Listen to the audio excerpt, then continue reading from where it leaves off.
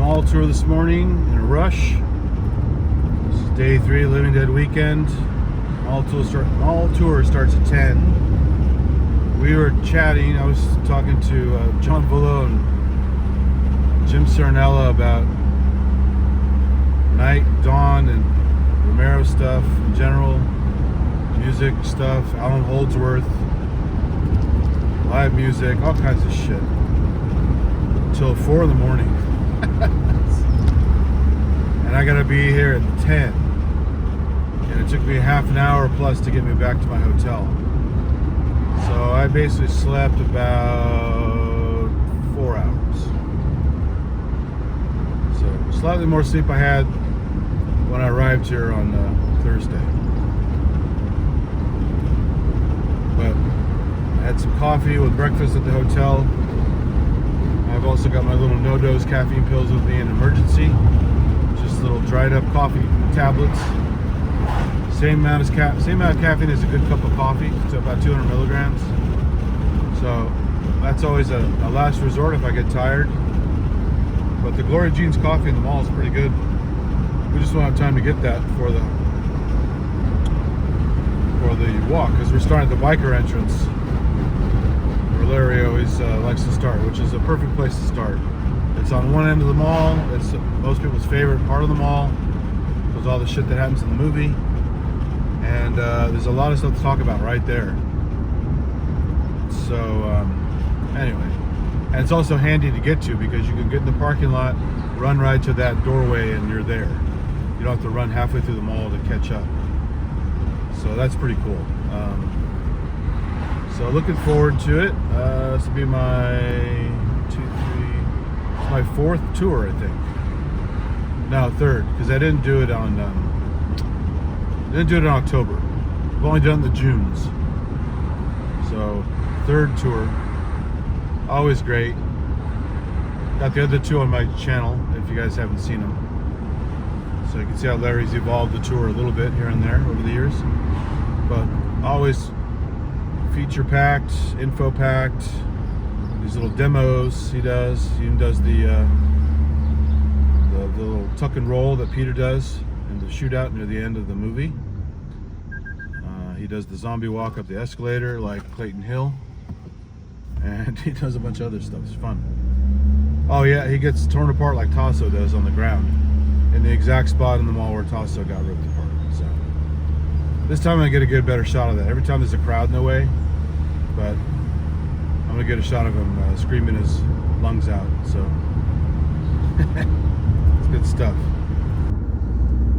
So stop sign up here, and the Monroeville Mall sign, and down the biker road, North James Street. Now they shot the movie. They shot a lot of those scenes in the winter, so the deciduous trees dropped all their leaves, and you can clearly see the bikers coming down the road at night. The lights are very clear.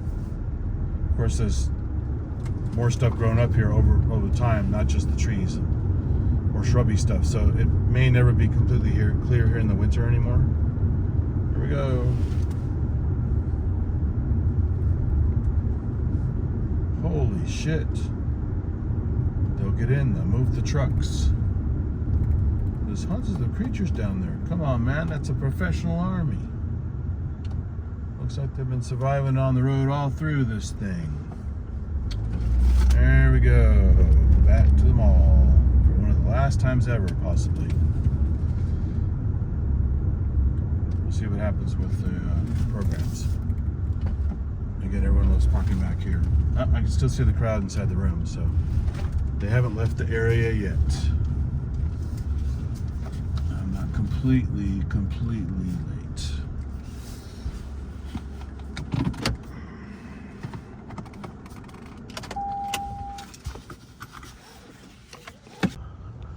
Damn, that was a hell of an accurate forecast. Here it is, starting to rain. Overcast, a little bit windy, and starting to rain. So I may not be able to get some drone footage later. I'll have to come back on Monday. So Larry's already done the tour start here outside, here in the biker entrance, and I saw the crowd moving down the hall. So. Well, I want to look at what are the stores that are behind it, in the shop. That would be like a candy tree. So then I would take a piece of paper, make a list. Number 1, car in front of candy tree. I put the number 1 on the brochure map in front of the candy tree, so on and so forth, for about 100 points. All things anybody could possibly want to know about the movie before they took place. So then I get a modern mall directory, off the internet, and it's got the stores that are here in modern day. And I transfer those numbers to where they belong in modern day.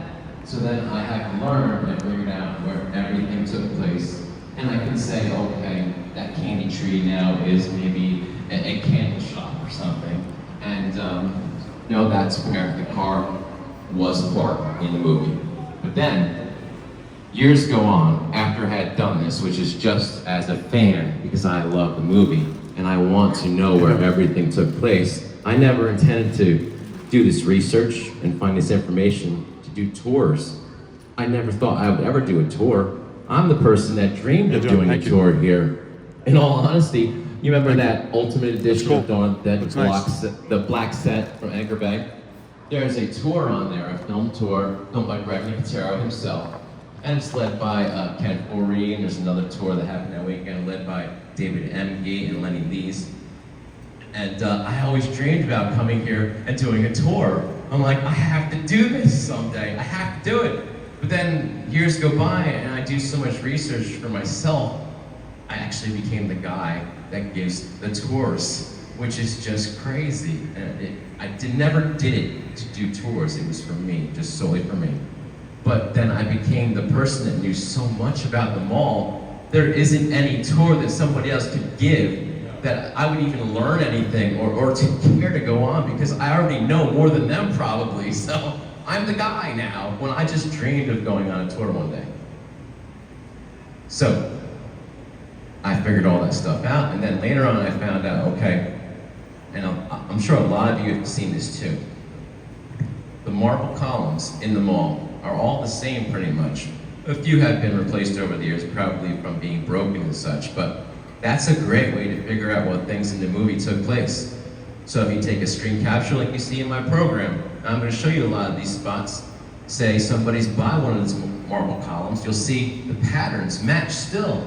I'm going to show you a whole bunch of them, and that's also how I prove I know what I'm talking about. I'm going to show you a lot of those spots that match what you see in the movie, and some of those are in the program. So, as I said, this is where the there was no escalator at the time. Escalator was added after the fountain was removed in 2003 or so. And of course the bikers come from down there and ride their motorcycles all around the fountain. Let's move this way.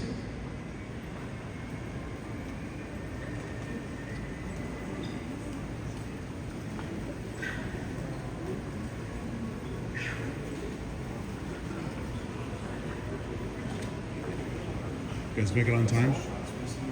Did you get here on time? No. I'm so fucking tired. I was talking to Jim till 4 in the morning. You were still up there. Yeah, we were 10 for 4 in the morning. They had a half-hour drive back to the fucking hotel. I'm trying to hear about a minute before you, don't worry. Really? Okay. We got coffee too, so that takes time. Yeah. You gonna get the one from Jim also? Oh, sorry. Not about tons of shit.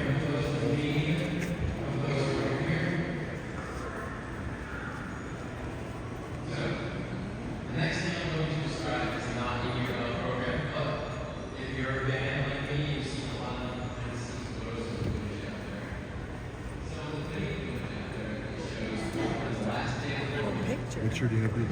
Very good shirt. That group photo would have been taken right here where we are standing. So, in that group photo, it's in black and white usually, and it's color in the footage that's out there. Everybody is wearing a Dawn of the Dead t-shirt, which they all got. Behind them, you can match up the marble column here and the ones in the distance. So if you go online, look for black and white photos, you might see that. Have it at their table. Let's move over here. Actually, I have a vendor booth here, and I don't have it at the table. I have some for sale if somebody want to buy any, but They're not even out.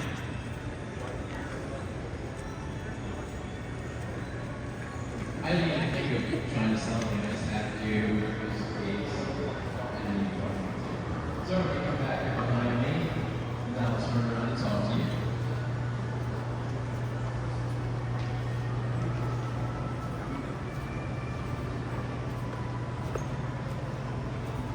In your program for following along, the next one you're going to see is a black and white photo too. It's of the 4 main heroes.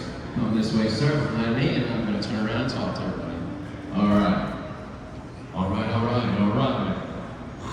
So, look at that black and white photo. The main 4 heroes, they're about to go on the hunt maybe. They've got all the rifles aimed into the mall. They would have stood right here, okay? And the reason I know that is if you look at the pattern by Galen's or, Franny's rifle, she's got her rifle in the air, and you can match in the distance the pattern on that marble column there. Might be a little bit hard to see there, but it does match. There are better quality photos out there. If you want to bring one and look it up on your phone, you can match the pattern by the tip of Franny's rifle.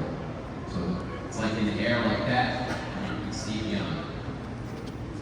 Match that pattern. Let me come through over here. We're going to walk in the area over here.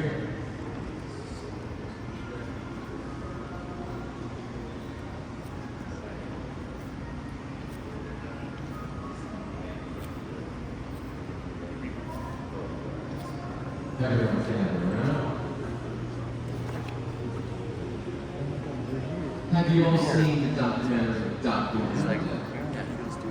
I hope most of you have. If you have not, track it down. It's great.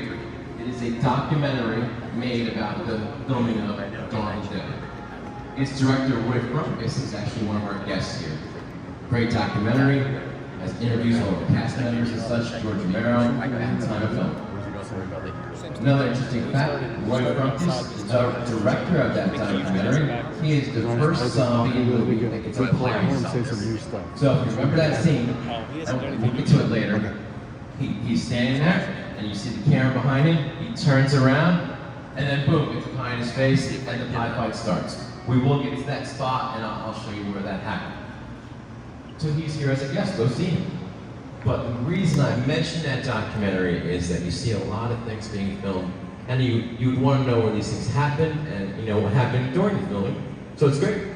One thing they show is that Tom Savini is doing his stunt where he jumps over the railing on the upper level. That would have happened right here. Tom Savini would have been seen in view in the movie, jumping off up there and down to here. In that documentary, you see them do that stunt twice. You see a row of boxes here, along the front of this towel, a mattress on top. Tom does his stunt, pulls off the mattress, and then later on he does it again. Interesting fact, those were takes 2 and 3. He had done the stunt one time previously, but there was a bit of an accident, and it didn't go too well. So he jumped over, landed on that sort of box of mattress thing, but his heel went off the side, and it hit the ground, slammed on the ground. And he ended up being on crutches and a wheelchair for a few days. But he did recover, and he was fine. And then you see him do that stunt again twice, because I guess it wasn't the right camera angle or something, maybe it didn't look right. And he did it 2 more times in that documentary, and everything was fine. Another point to make is there was another stunt that went wrong during the filming. It happened right here also. If you remember when Tom Savini is up there again, being fighting with the zombies, one of the other bikers, played by Tasos Stavrakis, he's known as Sledge in the movie, he takes a rope from over here with flags on it, and he swings down underneath here. He jumps off and starts fighting zombies. That was the second take. The first time he did the stunt, he swung down too hard and fast, and hit the roof under here, and a little bit of that, we do it again. Luckily, he was not hurt or injured anyway.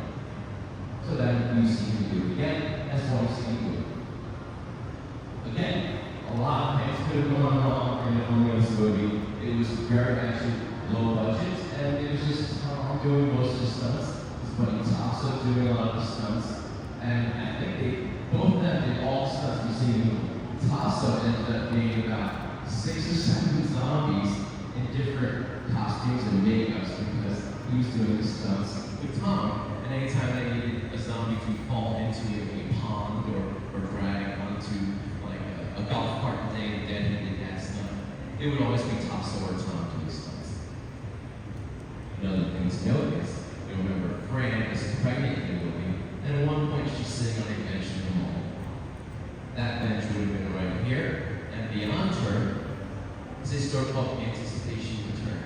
And she's sitting on the bench smoking a cigarette while pregnant. Okay? Of course, that's crazy these days, but back then, a little more lax. Anything goes back then. So, one other thing before we move on over here. After the heroes go on their hunt, they come to a rest after the hunt in front of a railing, and they look down. They would have been stood right there, where you see Bath and Body Works used to be. You see that former signage there and move on. That is where Foxborough was. And Foxborough Casual was the whole name. They would have stood there and they would have looked at their touring drum tire after the hunt. They'd be looking down here, but the views were not down here actually. I'll show you what those views were. Let me get to those points. She's not just smoking, but later when she's lounging around the apartment and with the sad music, drinking wine. It's like, what the fuck? 70s, they didn't give a shit. Birth defects? But they knew. Maybe in the 30s they didn't know, but in the 70s they knew. Yeah, it was still a new thing. Yeah. Sadly, I guess. People are that stupid. Alright, I stopped here for a reason. What am I understanding? I'm a village there's a store called Cheeseboard. And that's where I was seeing in the program shot Stephen at the end of the store. You remember the scene? He is standing there like this. Beyond him, behind him, you can imagine patterns of the columns over here in these marble columns. This is what that scene is. Stephen is there, Peter's Orion down. Stephen shows him a little loaf of bread. And then Peter looks up a big giant loaf of rye bread himself and he says, "Come on, Joe." They both start laughing. They have that scene, of course, you can imagine those patterns on the column beyond Stephen. Okay? Another thing to note is, this was also the stand-in for the view out of the gun store. There was not an actual gun store in the Monroeville Mall at the time. They actually went and filmed at a gun store in East Liberty, a suburb of Pittsburgh. It was called Firearms Unlimited. And that's where they filmed the interiors. But then when you look out of that gun store, the view is through the gate of Cheeseboard. The reason I know that is that across from that view, behind the zombies and the gate, you can see the awning and the white letters for Ormond. And knowing from my original brochure and directory, Cheeseboard would be here and Ormond would be across from it. So I knew they would be inside of the old Cheeseboard where they had that other scene. So this is where the gun store would have been if it actually was here. Let's move this way.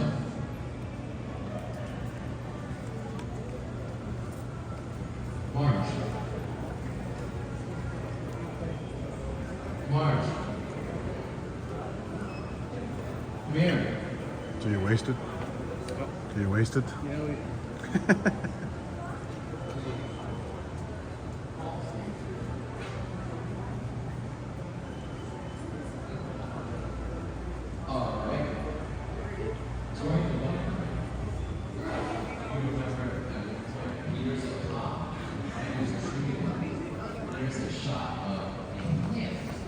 In the air, firing at people. You see the view of a hand, like my hand is right there. There is a behind-the-scenes photo of them shooting that scene. And that hand you see in the film frame shooting at Peter is the hand of director George Romero. Okay? There are behind-the-scenes photos of this. In that photo, you see George Romero standing here with a gun. And you have cameraman Michael Gordon behind him and assistant Tom Robinson.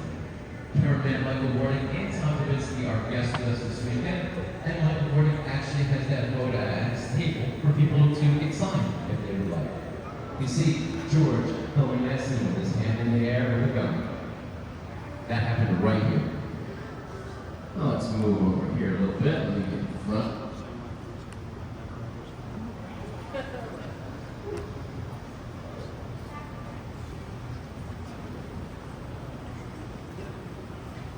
get, I did. Beggars can't be choosers, right? All right, if you're following the program, you'll see a shot of that one biker named Sledge after he gets shot, okay? He's riding through the motorcycle, I guess, to leave on the back of one, and Peter's in the ceiling, shoots him. He falls off the back of the motorcycle. It would have been right about here where you see him in the shot, and you can match the patterns on the columns here. He would have fell on the ground here. This is where I'd like to have maybe a volunteer or two to be a zombie. Right here! You be a zombie? Get over here. Be a zombie. You're gonna tear me apart like Sledge got torn apart, and it happened right here. So he falls off. The zombies advance. Come here, zombie, please, and just pretend to tear me apart. And he falls off, and they all surround him, and they tear him apart.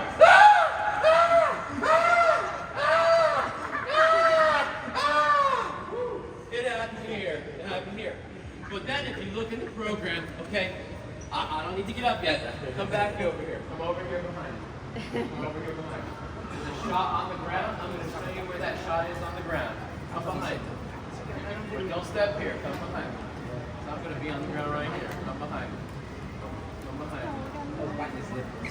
So look at that shot. Look at that shot on the ground with the hand. Look at that shot on the ground with the hand. That is right here. After he's torn apart, you see that zombie's hand slide across his. And the view of the camera is right where you are, sir. You see this view down here. The shot in your program on the ground is where my microphone is. How do you know it's dead? You can match up the lines of the metal here and also the little patterns of everything. So just look at it right now in your program and look right here. You can match it up. This is it. I find things on the ground. I don't play. Oh, thank you. Let's move over here.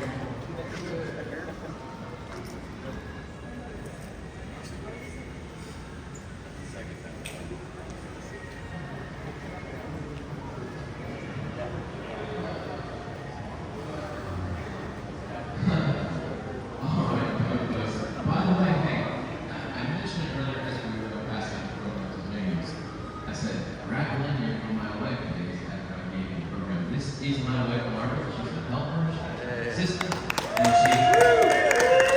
she's really assisting with a little issue right now that you don't need to know about. Everything will be fine, but she's really helping out right now. So thank you, Kate.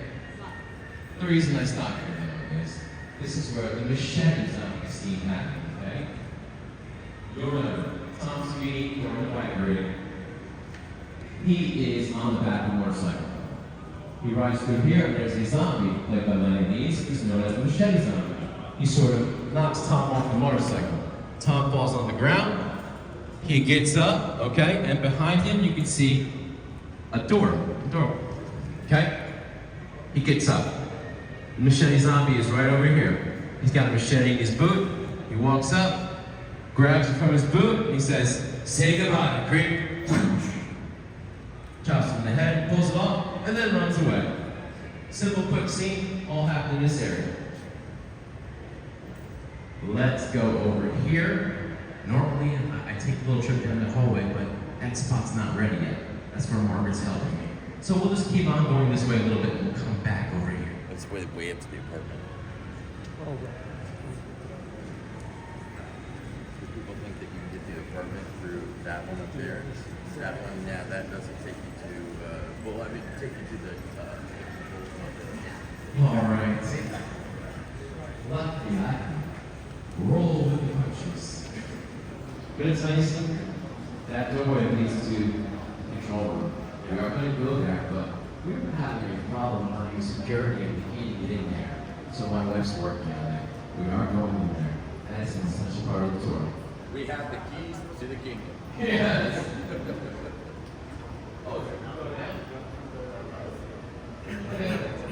It is ready to be fixed. So, but since we are here, I'll mention this right now. During the tour, I always stop here for a moment of silence because this is where Roger was buried in the movie. Moment of silence. Okay, enough of that. But in the middle of the mall, you will see and find out through the tour, that there were all kinds of things sort of built, like little bits in areas of foliage. There were bridges in the center of the mall, 2 actually. There are fountains, of course, smaller fountains, and all through the center of the mall. Over the years, they were eventually, taken out. And this is just one of those areas that was here, and it's where Roger was buried. So now we're gonna head back down this hallway. Let me lead the way, and we're going to the control room. Problem has been solved. You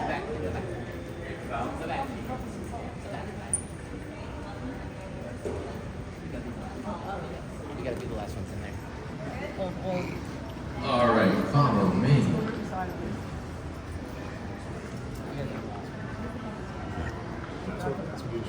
By the way, hell of an acting job there. Thank you. Method, acting job. We're gonna hang back. Very method. Very method, yeah. You might, I think you got a little something in there.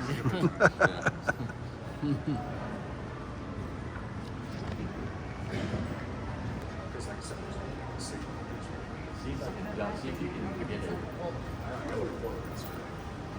Oh, no, I mean, John, that video. In case, just, two back here, Your bag looks like a European school bag. It's very retro, your bag. It's like a European school bag. You need to have a little uniform to go with that. Literally. My khaki pants and my white button up with my little red tie. A little beanie. A little beanie. Yeah. A beanie. Oh, they got all kinds of. Oh, leave me alone. Mine? Excuse me, mine?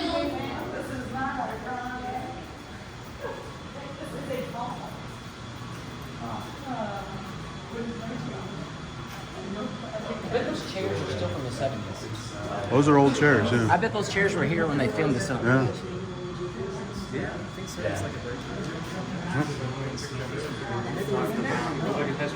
They even have a terrible towel on the wall. See that? Terrible towel? Yeah.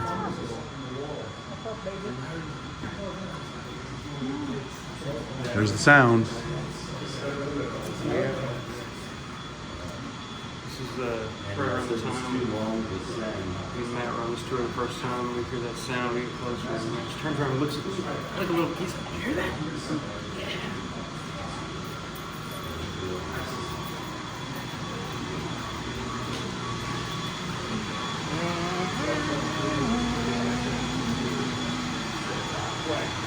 What I paid all that money for was to hear that sound. Yep.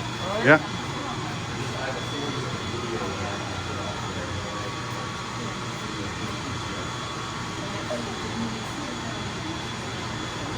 You know, the t-shirt, I went to Monroeville Mall, all I got was industrial noise. So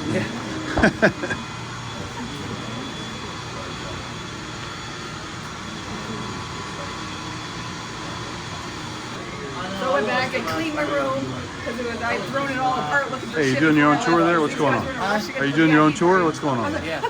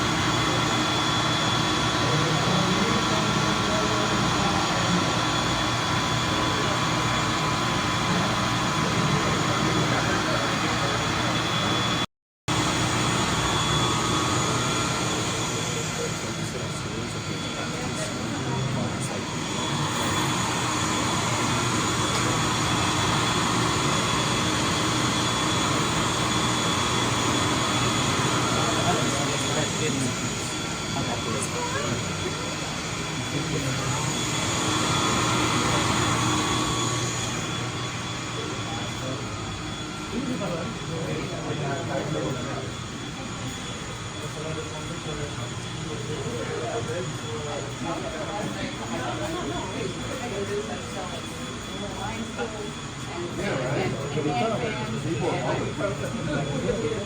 you actually get some sleep? I did. I got like 3 hours. 3 and a bit yesterday too. Nice. I know. I could have slept for fun, but I don't know. I just couldn't sleep. Couldn't do it. Yeah. I went to bed sort of early, like earlier than these. I actually woke up before my alarm. Oh, I always do. But even yesterday when I was finally for 45 hours of being awake, I had the alarm set for 3.5 hours. I woke up after 3 and 15. So yeah. Well, I was just worried about oversleeping because I've done that before. And you know, Mr. Saints did it when they had the movie, and the guy goes, huh, gets up, and they go football practice, like you're late for football practice. That's what I felt like this morning.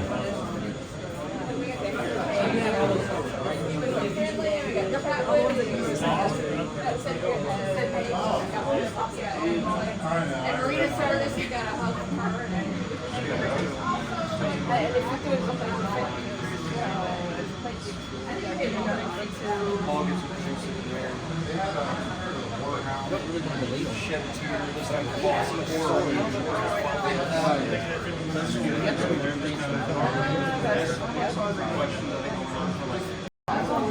And good to go again. Just got long pauses this time. A lot of people in this group.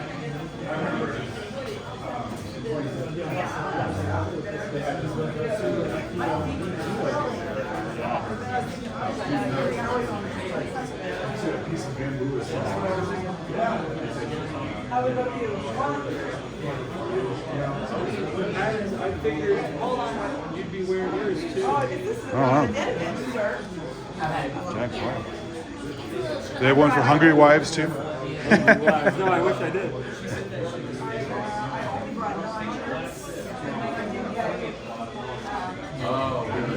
When I got here, I had a Steelers shirt that David got for me when they won the AFC Championship. I did. I just didn't bring it with me. I packed like 10 shirts and had 6 people here.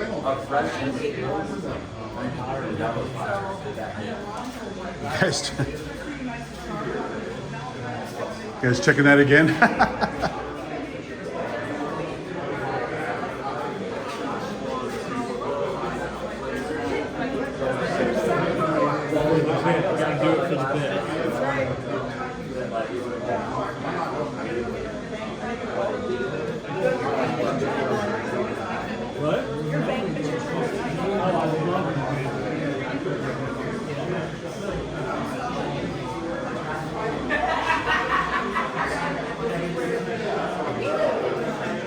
You see anything else? No.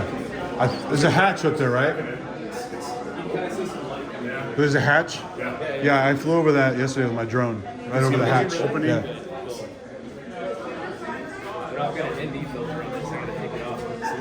Oh yeah, for sure. Does it just pop on or does it slide over? No, it is magnetic. It just pops on. Oh, okay. Cool. It's everywhere to put it.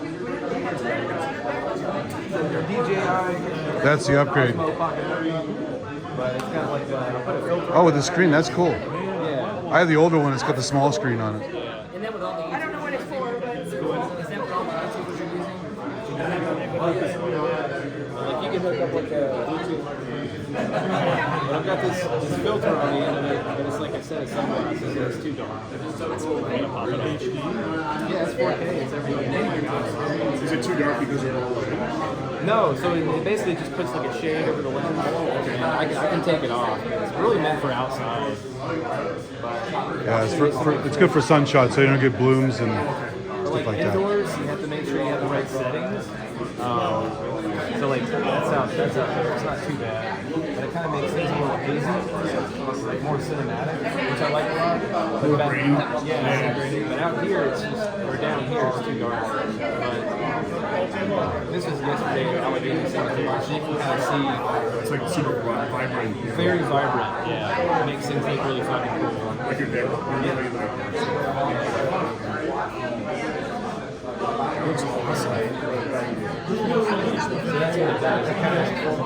Almost puts like a vignette. Yeah.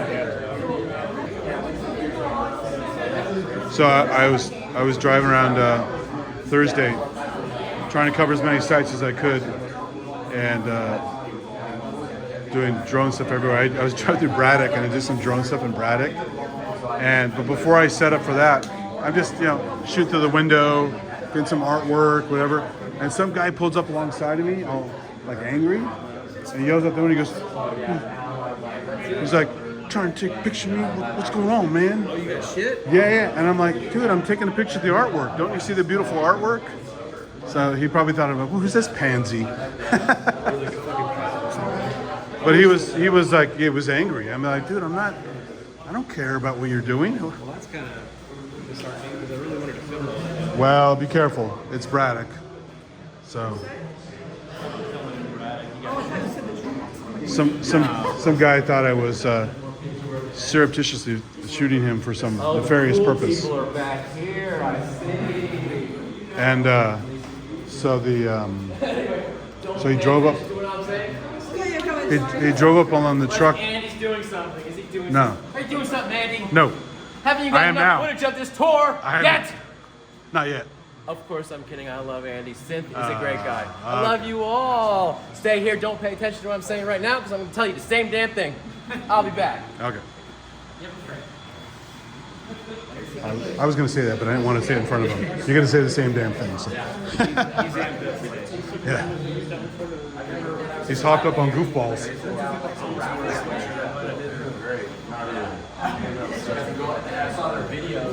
Anyway, yeah, if you're going to go shoot there, be careful. Because this guy was like, I'm surprised he didn't bust a cap in my ass. He was angry. And had a very street slang. I'm like, dude, I'm shooting a picture. You want to see the artwork? I've got artwork. You're not on the shot, I don't think. But yeah, it's one of those things. That was one of the things when I did the night thing last time. Although it's creepier at night, no one's really out. So no one gave a shit that I was doing anything. But yeah, during the day you're gonna get who knows what. But, so we'll see. See how it goes. I bet you they brought camera gear in there up here.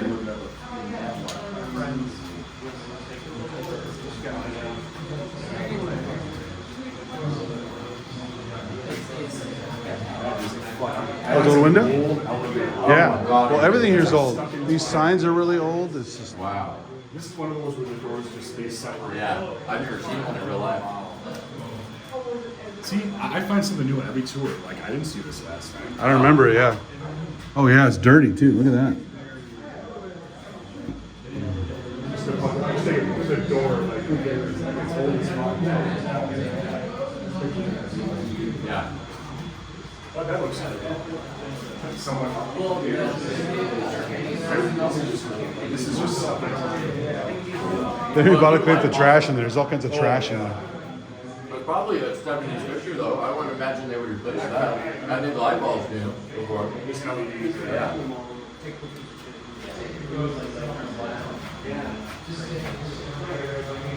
Literally nobody was ever supposed to be back here unless it was like maintenance. Photos and selfies. What I want to be your phone final photos and selfies with your phone. I'm saying the ball. I want to see you ball. And guess what? This gentleman here, he is not ashamed to say it and admit it. Yep. First time he came here on my tour, 2018 was it? 19. 2019. He told me before the tour started, dude, I'm gonna cry when we go to the control room. And I'm gonna make fun of him. I understand. He came back there, full tears in his eyes, cried the entire time. Not making fun of me either. I understand. It's a great place. You know this is a great place. Exactly. So I understood. Not embarrassing. It's awesome. I'll love you forever for it. Yes. Everybody's in? Alright, good. Take your photos and selfies now. I'll be back. Talk to you in a second.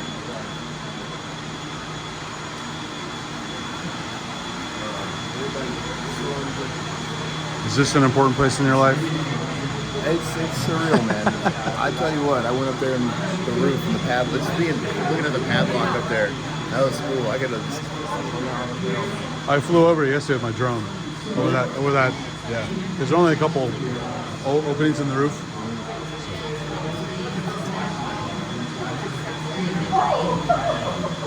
Whoa. Just witnessed an assault.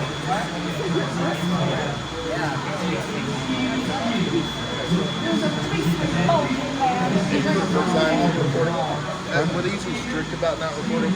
No, they don't care. I record every tour I've been on, so it's all on my channel.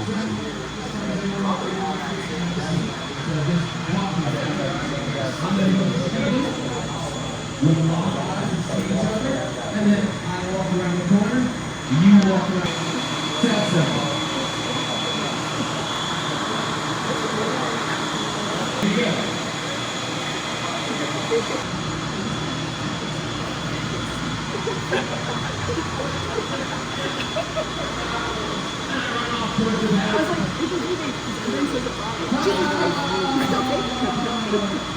Thank you, zombie.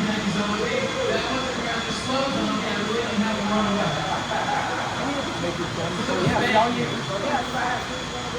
Don't forget, you're doing So Steven comes back to the machinery, okay? And he has to get some rules on the road. He's standing against it. He gets one blow in the chamber, and the zombie grabs it from behind. He spins around. Okay. Falls on the ground here. The zombie advances towards him. Got one blow in the chamber. Quick, boom. Shoots the zombie dead, falls on the ground, and Steven is dead. All right, everybody in.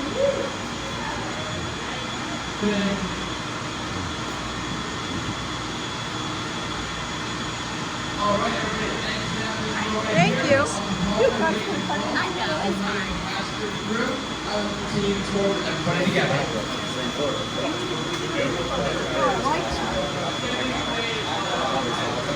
So if you put this on a loop, would that help you go to sleep? probably. You should. Get a little recording and loop it. Photos, videos, look, I'm going to speak in front of the door. Oh, sorry. I take up a lot of space, so. Sounds sweet. Sit over there. No, I'm here. It's good. I'm sweating when I do this. Woo! You guys got your photos and videos? You good? All good? All right. As you can see, this is the original Johnson Control Center control panel seen in the movie. I've got a little music, like every noise we make. Might as well have power and everything. You might need it. That dialogue happened right there.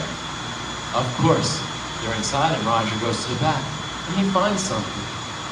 What's he find, Will? Tell us. He finds the keys to the kingdom. What do you know, 15 upper, 15 lower?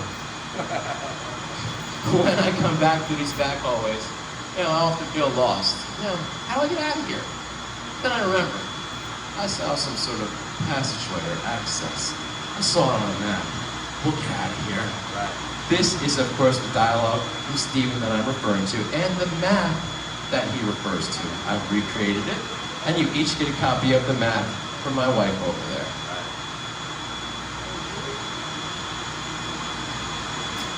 Let's go over there.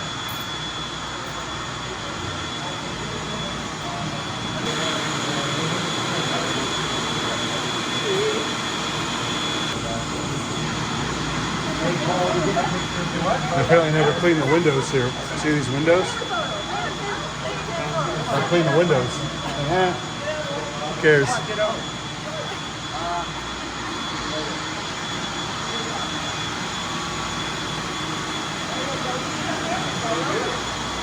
Jared! Jared! Come over here, Jared! Here, film this, Paul. Jared, get over here!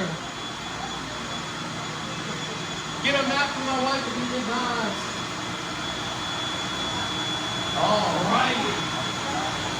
Okay, so of course you will remember in the movie, Steven is being chased through here by the security guards. Zombie played by Warner Shook, but you know that, don't you? At one point they come across from each other, and I have a zombie participant here, a volunteer. Come over here. I'll demonstrate. And he's a zombie. Steven comes over here. They come across from each other. So, pay attention to me first before you're the zombie. Steven is over there. You're the zombie, okay? And in Steven's view, you see the zombie and that square machinery there. So come stand right here. So you see Steven's over there, his view of the zombie and the square machinery there. And instead of talking about it, that's why I have my volunteer here, I show you the scene with two real people. We recreated. I'm going to be Steven over there. So again, so you know, I'm there, we see each other. I walk around the corner towards you as you walk around the corner towards me. Don't go too fast, don't go too slow. We're supposed to meet in the middle, and I try to shoot you, but I'm out of bullets, okay? And then I run up towards the back scared, right? So we see each other, walk around, try to do this.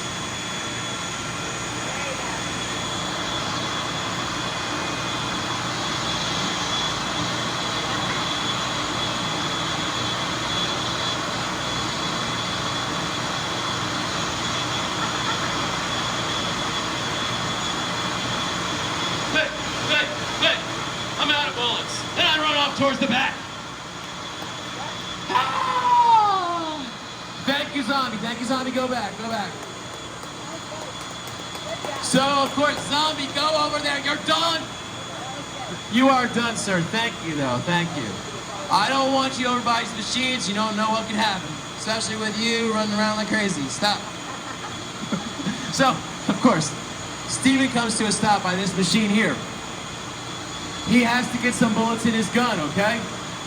He gets one bullet in the gun. Zombie comes around, grabs him. He spins around, falls on the ground, right here, okay? The zombie's coming towards him. He's got one bullet in the chamber. Click, click, boom. Zombie falls on the ground dead, and Steven is safe. Thank you. And see. All right, we're gonna move out this doorway here, go into the hall, and we will resume the tour with the entire group.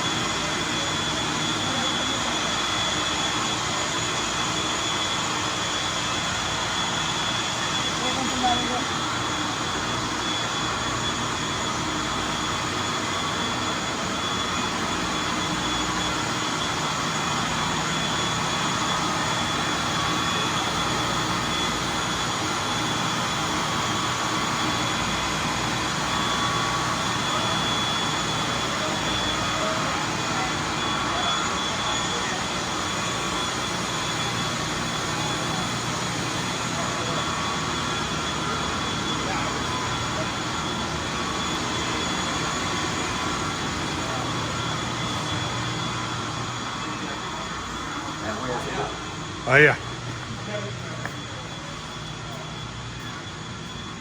So we go back out to the mall, and then we go through some other stuff, and then we get to the other back entrance to go to the stairwell.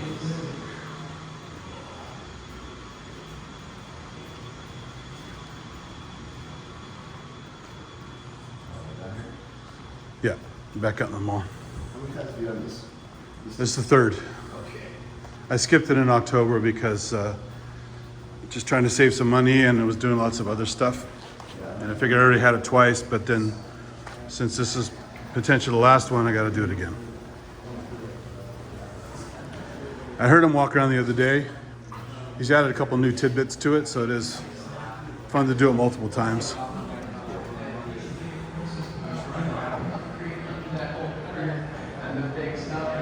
Here's the say goodbye creep. Just to get me into there, it's only probably like 6 inches deep or something. It's just a movie.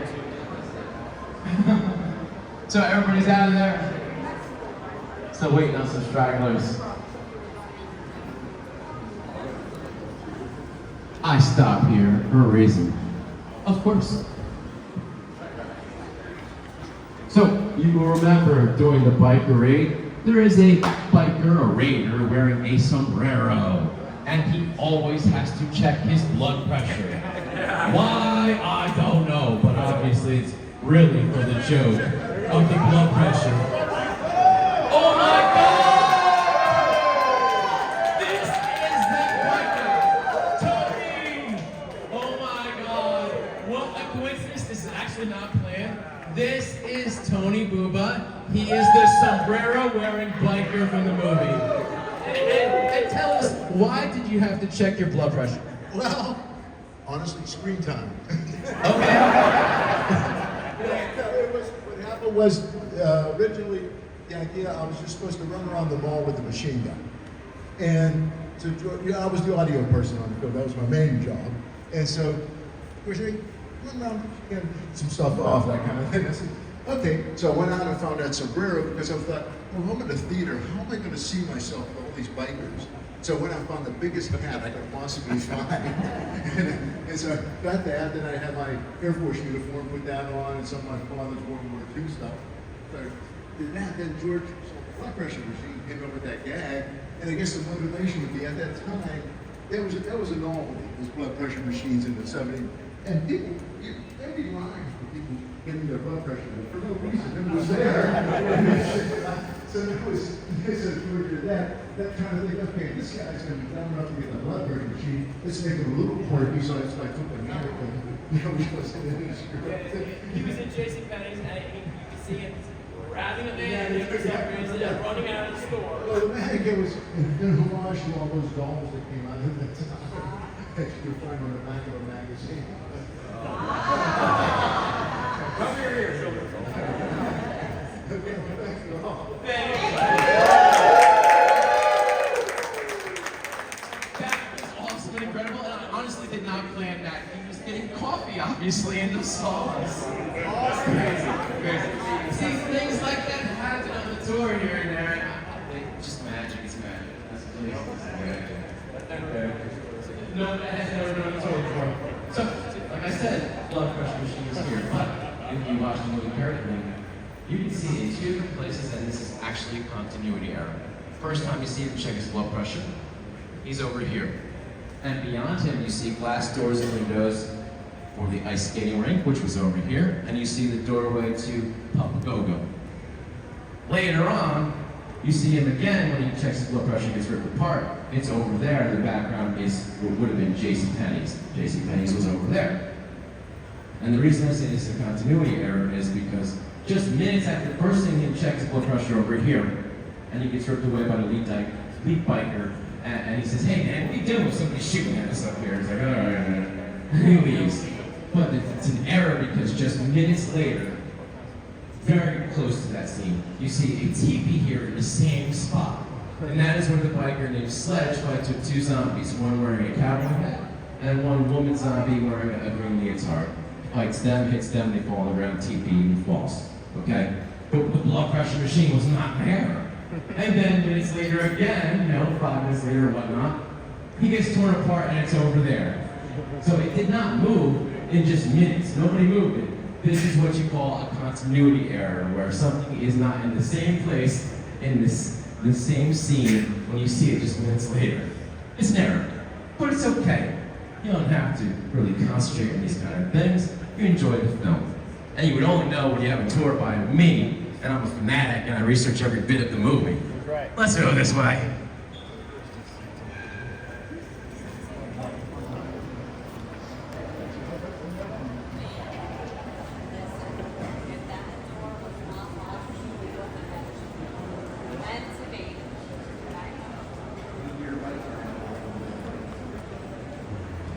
Everybody follow me over here.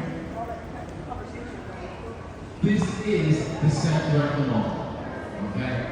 And if you didn't just catch that, I'll repeat it. This is where the JCPenney's was, that they filmed extensively in the movie. It used to be on the lower and upper levels.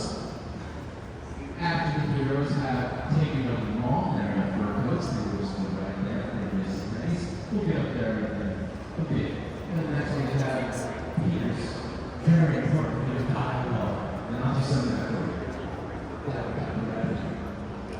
A lot of things happen in this little section here.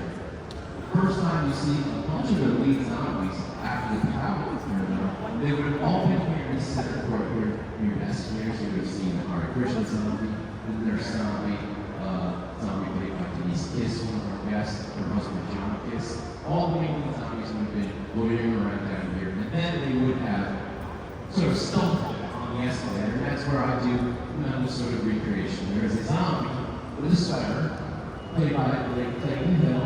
He was the husband of the nurse zombie, played by Sharon Sakati.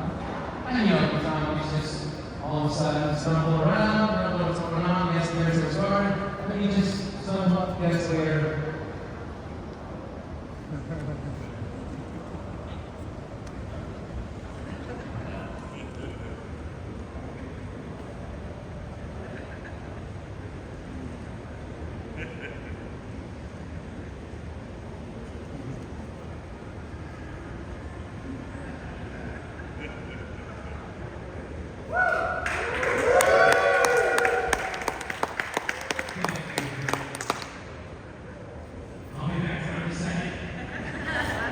Getting the steps in. How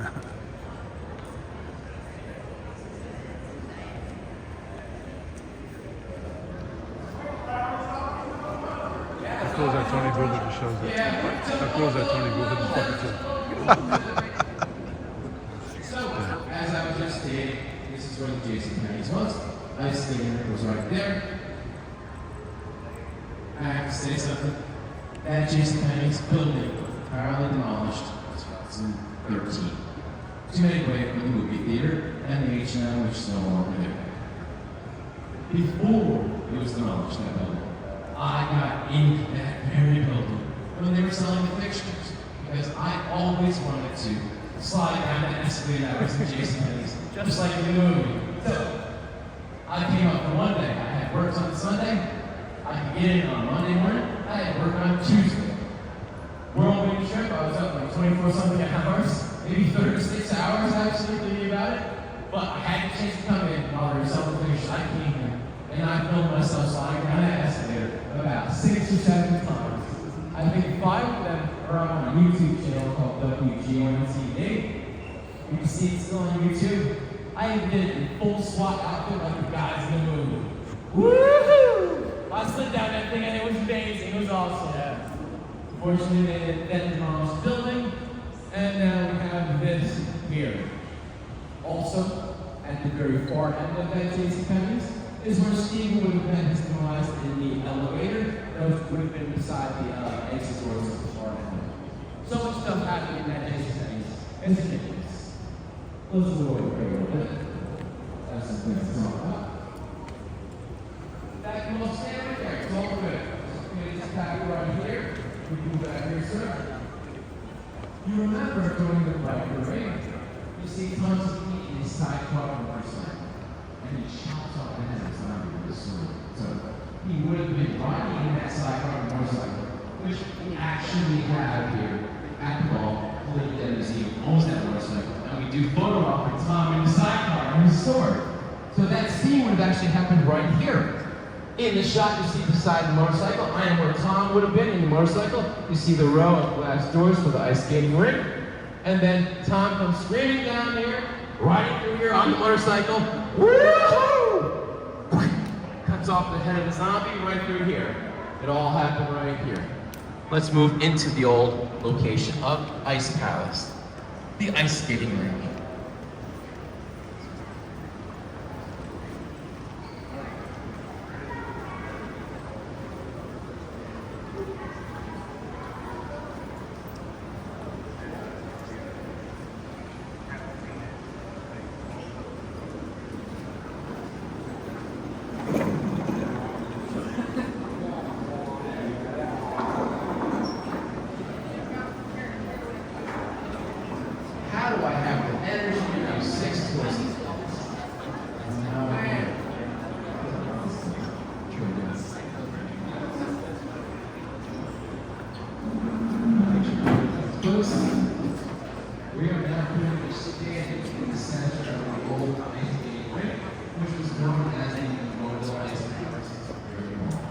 It was located here in the mall, so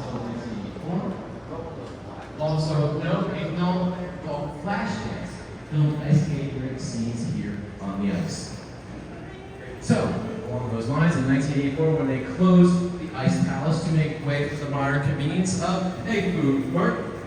The last song on the ice that they played was the theme to Flashdance, Oh What a Feeling.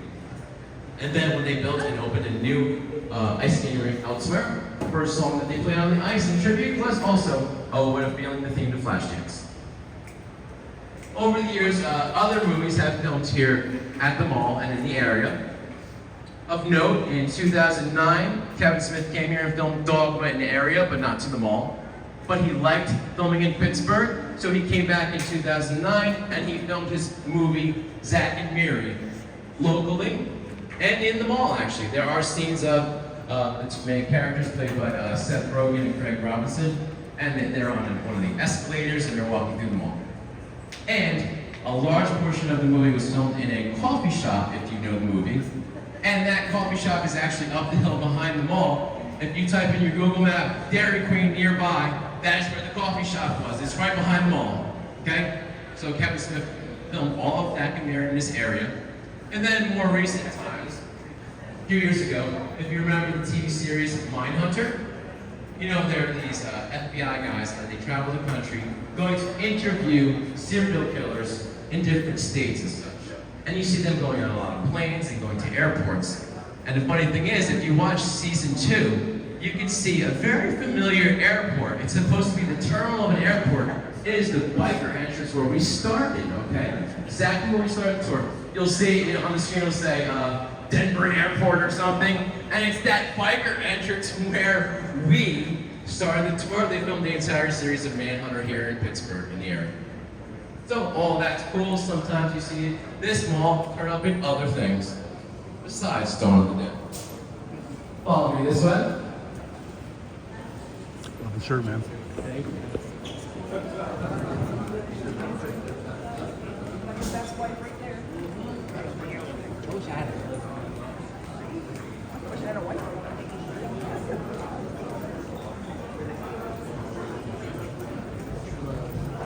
Michael, did you see Larry's shirt? Michael, you see Larry's shirt? His shirt, Adam the Woo. It's cool. I was a big fan. Huh? Was he? Oh, I didn't see that yet. Did you talk about it? Oh, that's right. You're right. So again, if you're following in the program, you're going to see a shot of Ken Forey, Peter in the film, standing by one of these marble columns. He's right here. And this is where one of my props comes into play again, just like the keys to the kingdom. So, a lot of fans of Dawn of the Dead and various movies do this weird thing where we collect prop-alikes, okay? A prop-alike is, it's the exact same model of walkie-talkie as you see a character use in a movie. And this is the exact same model and make of walkie-talkie they use in Dawn of the Dead. Fans like me and many people here on my tour, they're in the back over there. Paul right there with the scarf.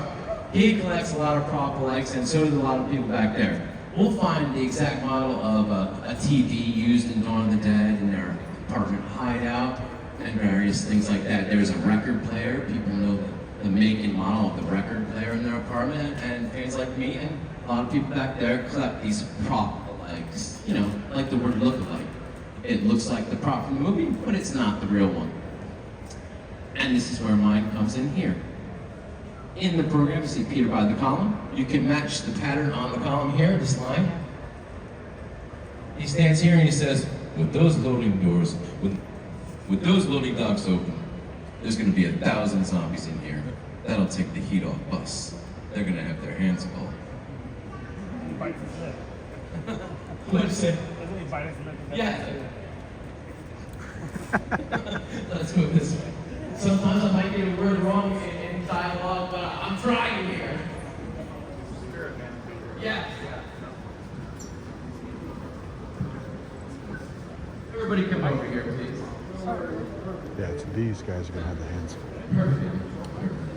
Perfect. No, he just said he doesn't care about the details. So.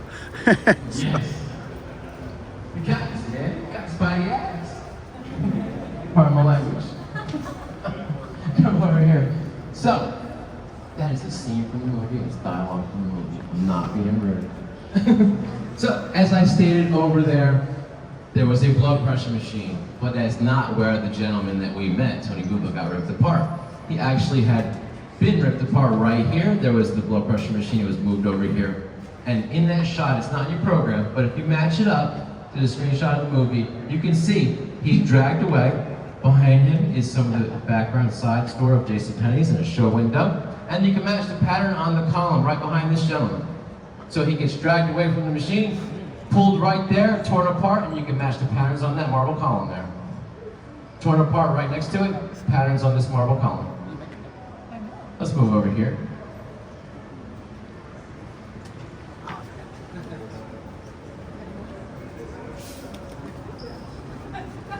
I stop here because people often wonder, hey, where were those various restaurants in the mall? Where was that Brown Derby? Also, where was that restaurant where Peter and Fran had their little meal together, prepared by Peter? Fran and Stephen had that meal. And Stephen has his failed marriage proposal.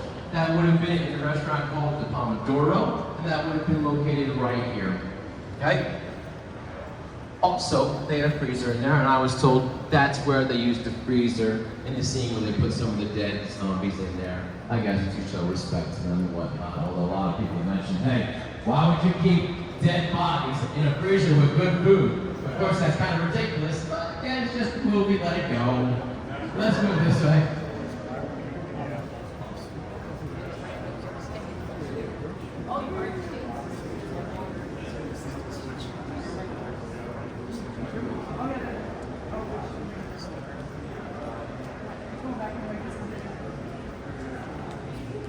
Hey, I just want to mention, this guy I just walked by, he's one of the biggest Dawn of the Dead collectors out there. I'm a big Dawn of the Dead memorabilia collector. This guy has me beat by a mile. I don't even compare. His name's Mike. He's a great guy. He always comes to our shows. I love him. He's been very kind to me too and given me gifts over the years.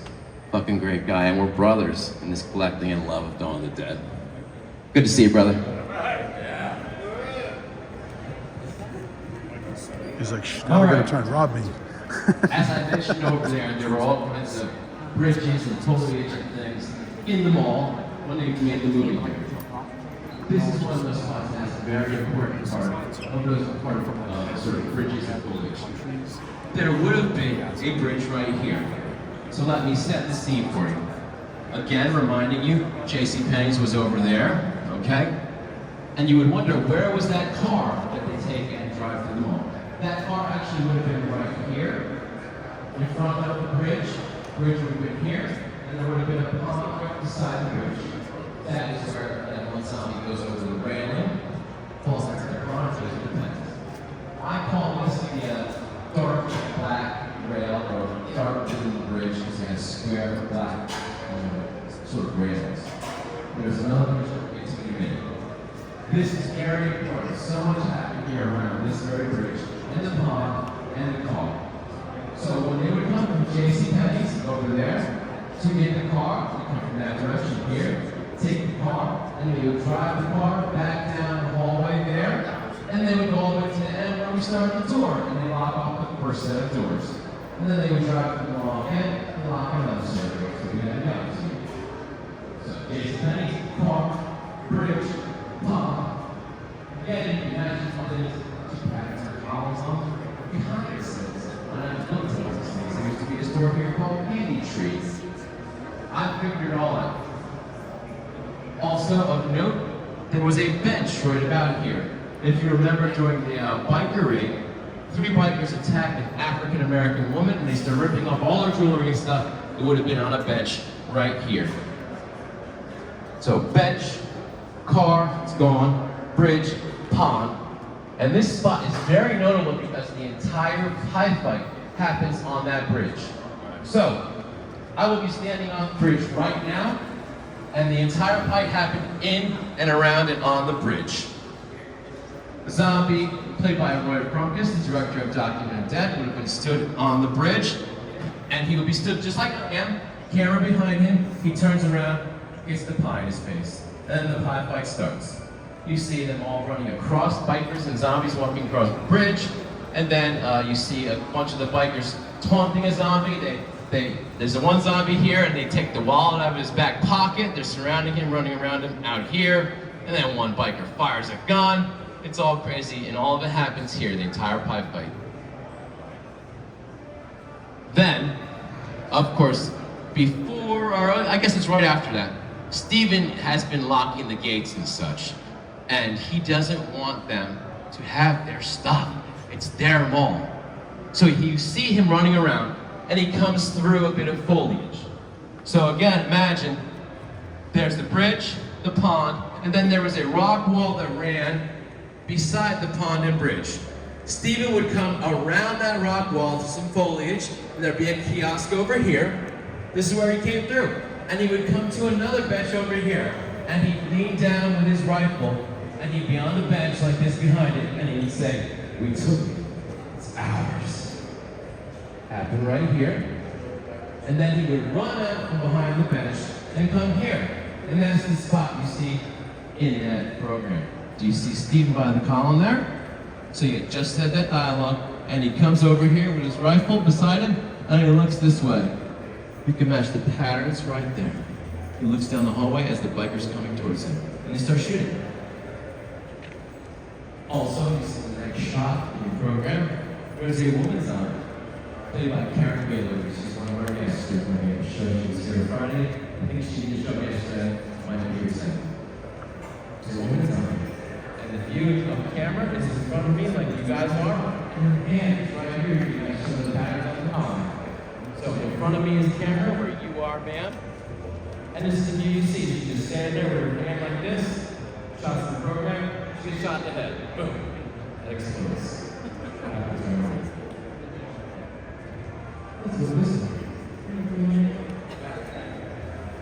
You gotta charge your batteries. You gotta bring multiple batteries. You gotta fill a tour, bro.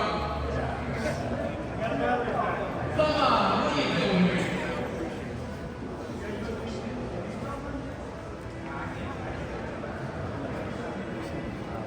Of course I can. Right. I can. But bring extra batteries.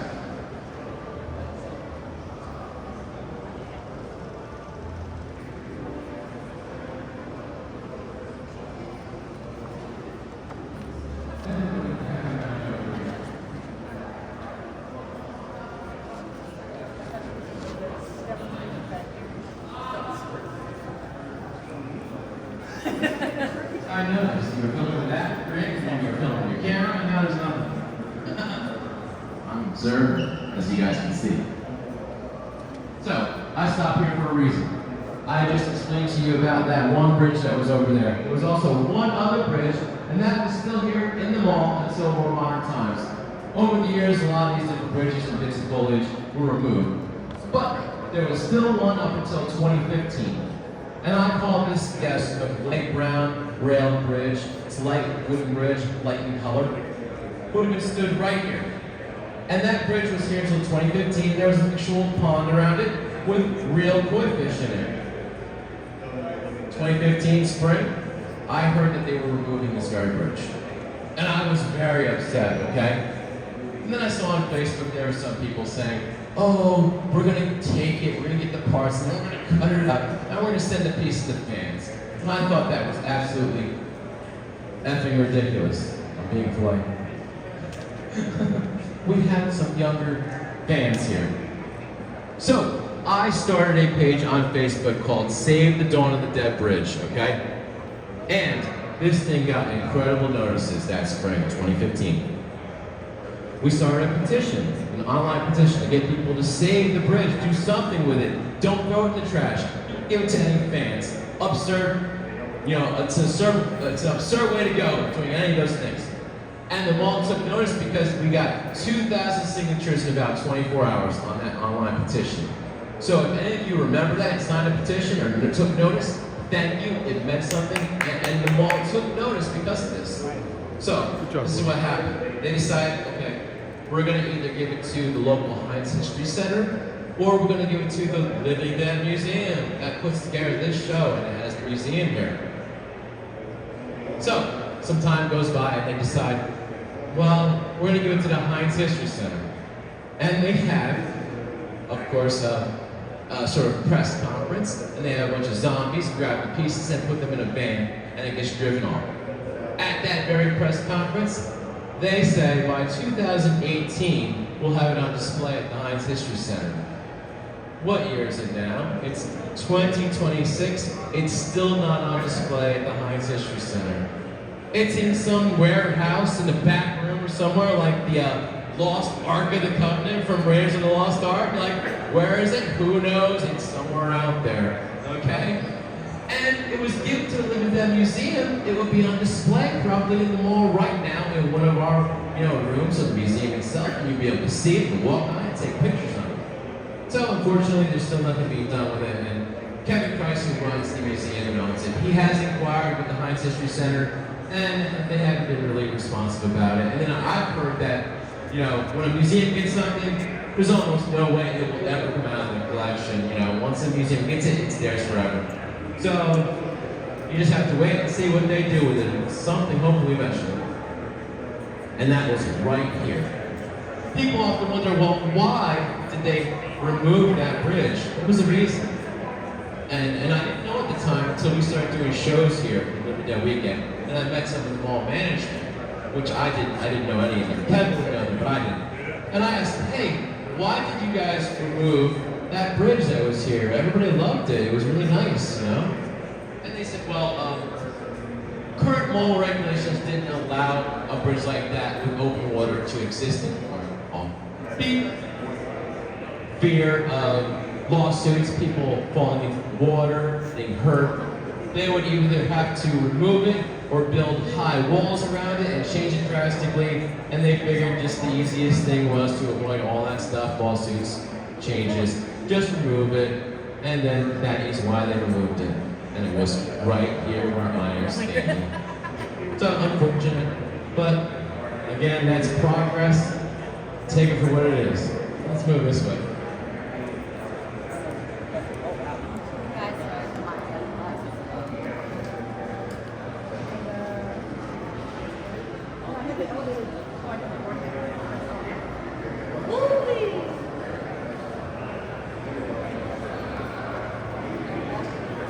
So, during the filming of Dawn of the Dead here, at the time, there were only escalators in the center of the mall, which we just got through. There were not escalators at either end like there are now. At the time of filming, there were sets of stairs at either end. One set of stairs would have been right here where our ticketing will call booth would be, or is.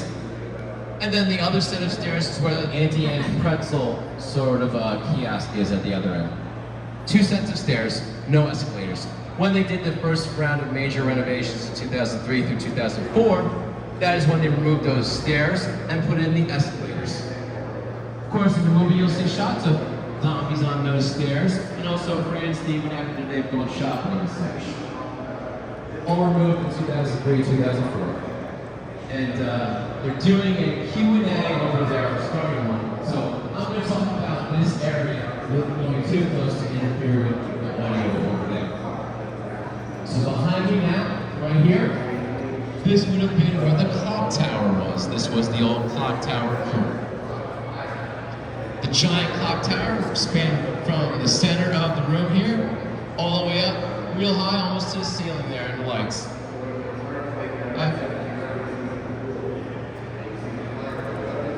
That clock tower was here until 1987, from what I've heard.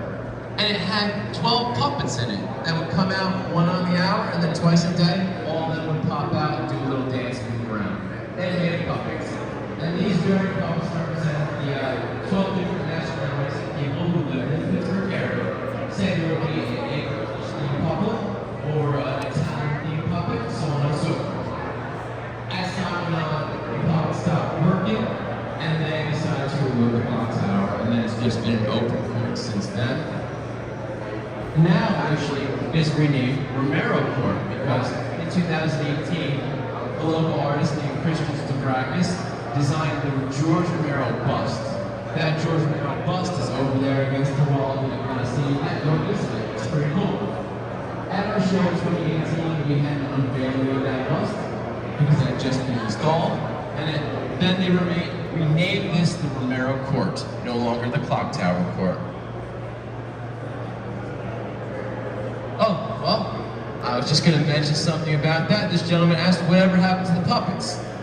I have never heard of anybody having or saving any of those puppets, but there is something that popped up from that clock tower over the years. Of course, fans like me would want a puppet, or something from that clock tower, a piece of it.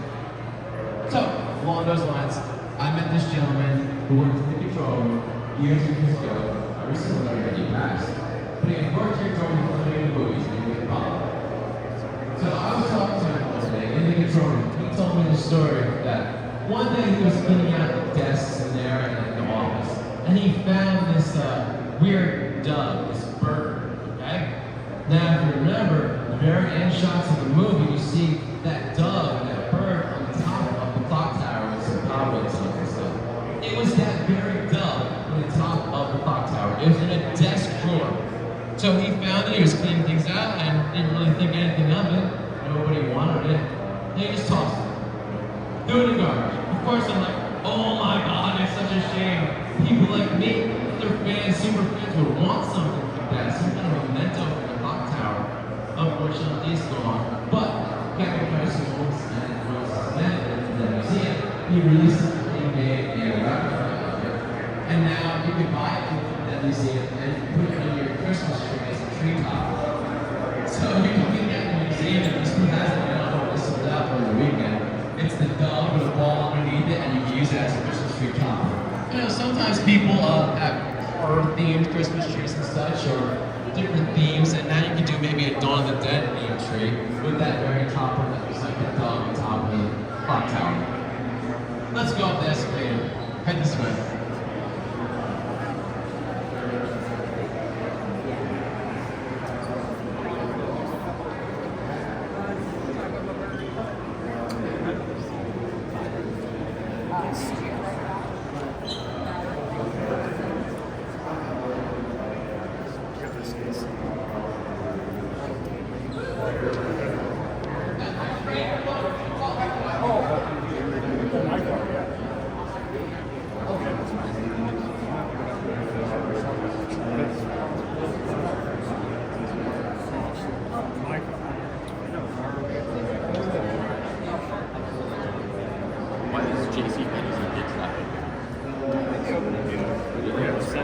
Oh, okay. Oh, I forgot that it's not noon yet.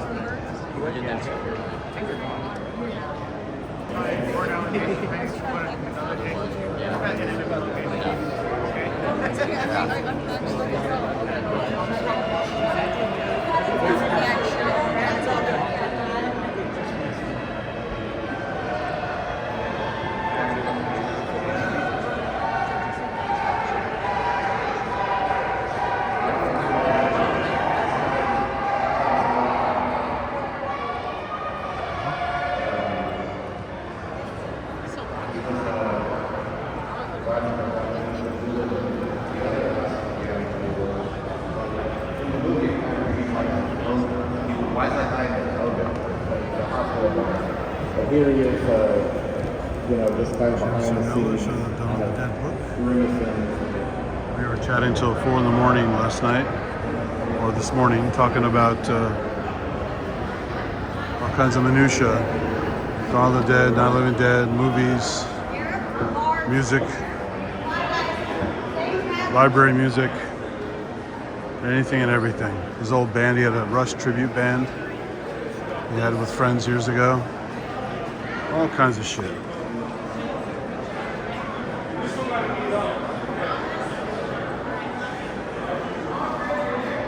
His old mural.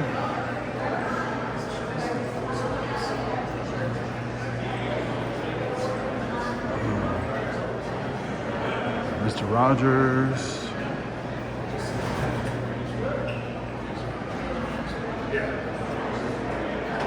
You got a zombie on there.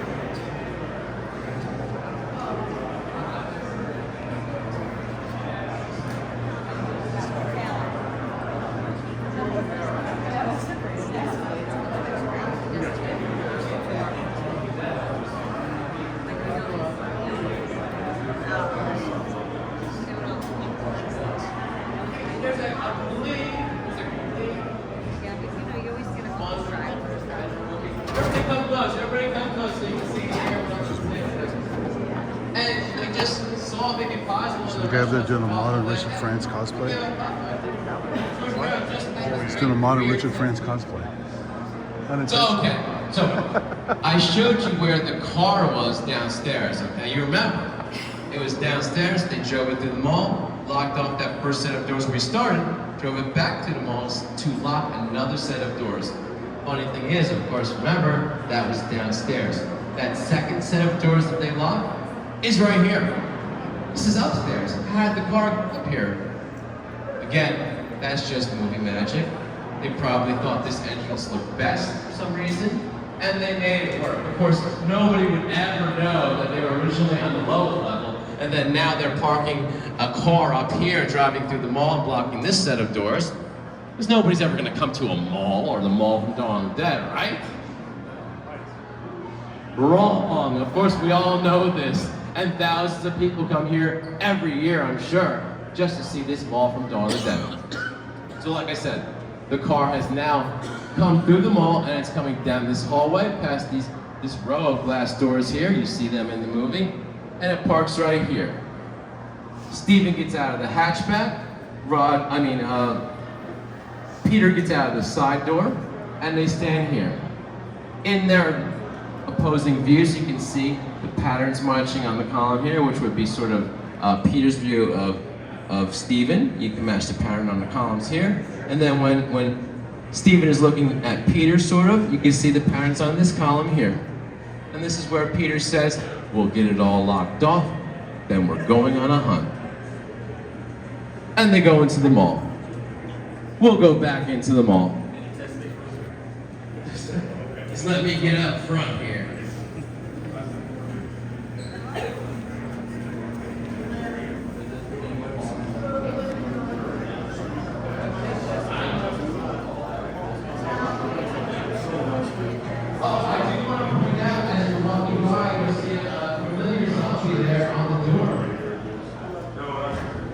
See that zombie on the door there? That's the airport zombie from Dawn of the Dead. See the checkered shirt, got like a flat shirt. Let me get in front of the burger here.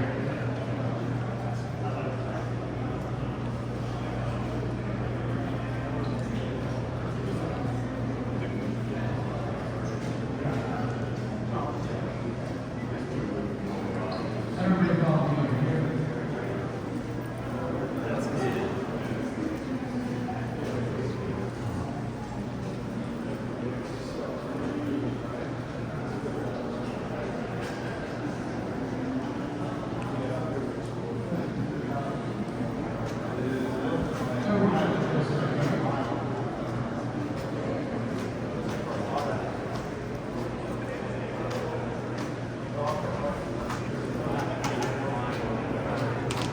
So as I said down below, this is where the clock tower was. Clock tower would have been dead center of the support.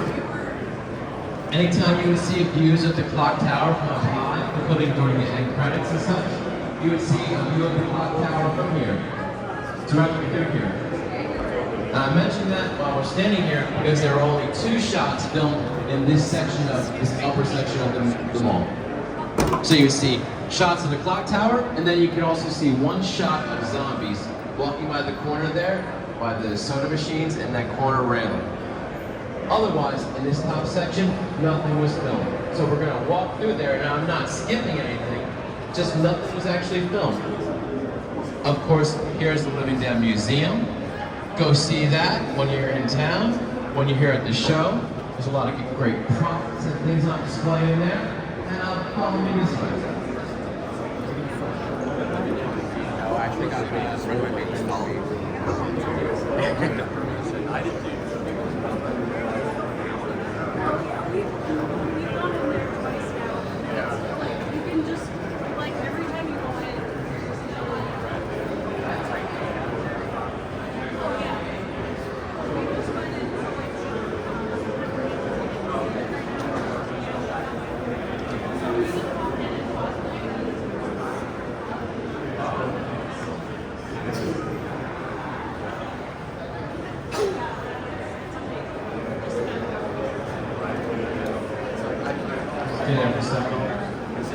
So as I sit over there, Nothing much was filmed in here at all. Sometimes, you know, some of the stores maybe didn't want to be featured in a film or a horror film.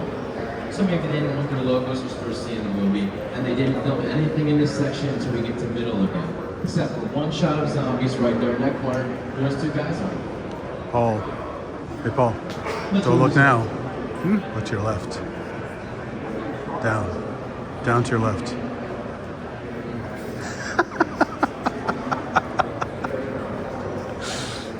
I knew you'd love it. Perfect day. Ruined. Can't take it back. That was recording. Yeah.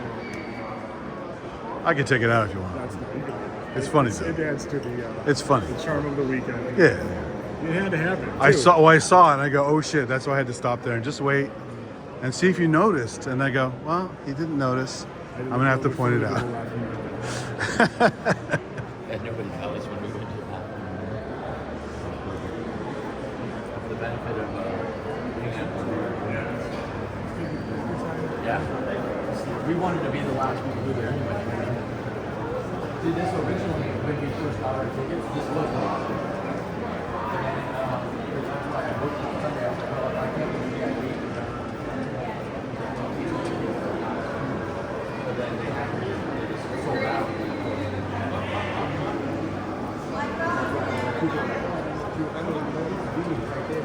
Follow me, everybody.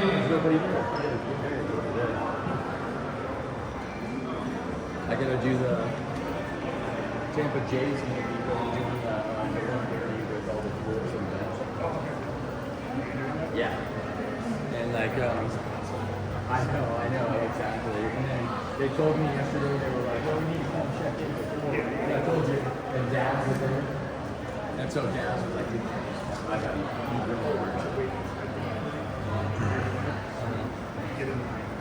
I know. It's gonna be. I know. You're right. Good. No. Good. Right.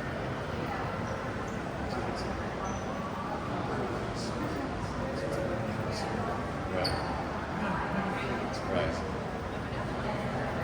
No, I'll be so luckily I don't have to check in because I walk up there and the guy was just like, oh, cheering through the fence. Like, he lived in Slosser there.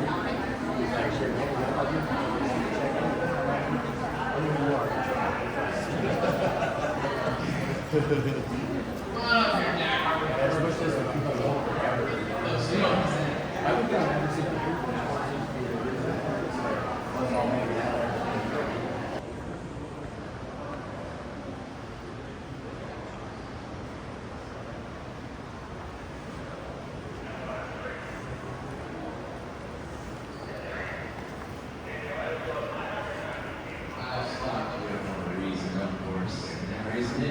People often wonder, where was that arcade? Where you see the heroes, playing all those different arcade games. That would have been right here behind me. It would have been called North American Amusements at the time. They would have played all those games in here. That was quick, so let's keep moving over here. I do want to try to be on time with the tour. I know there's a really super great photo op coming up at 1. Is the Ken Corey and the bank photo op. If any of you still need to do that, I'm hoping you get over there too, because I have not gotten it yet.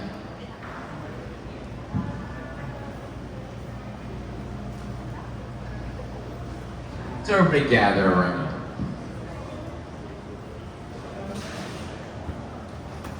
We are in the main mall entrance now. In the movie, you will know it, but it's quite different now from when it was in the movie. This round area here was not there at the time of filming. Also, this front whole district, as they call it, did not exist. This was built in 2003-2004 during those major renovations. At the time of filming, the whole front of the mall was pretty much flat from one end to the other. So the first time they take a truck to block an entrance would have been in front of the main mall entrance, which would have been right through here, really.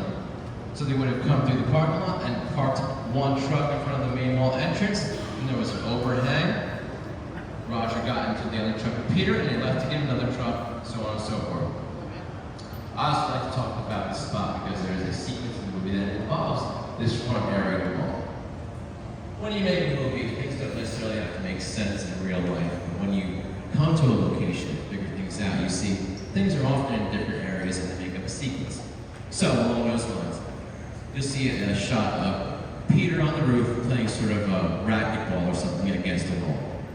That is pretty much in the center of the roof, but near the back, okay? And we'll get to the back of the mall, and I'll point out a little bit of that later, at the end of the tour. So he's playing his racquetball, he grabs his coat, he's done, and a ball rolls off the roof. Then the next shot you see is it falling off the roof by some hooked metal things, which is in the end of the tour. That's about 50 feet away, 60 feet away from where he was just playing your racquetball. That shot of it going off the roof is right at the end, at the edge of the mall. And then the third shot in the sequence is the ball falling on the ground. And the ball actually falls on the ground beside, in front of that truck outside the main entrance that was here. So the sequence of events is 3 different places, but in the movie it looks like it's all uniform. Again, movie making doesn't have to make sense in real life. It just has to look good on film. Follow me this way.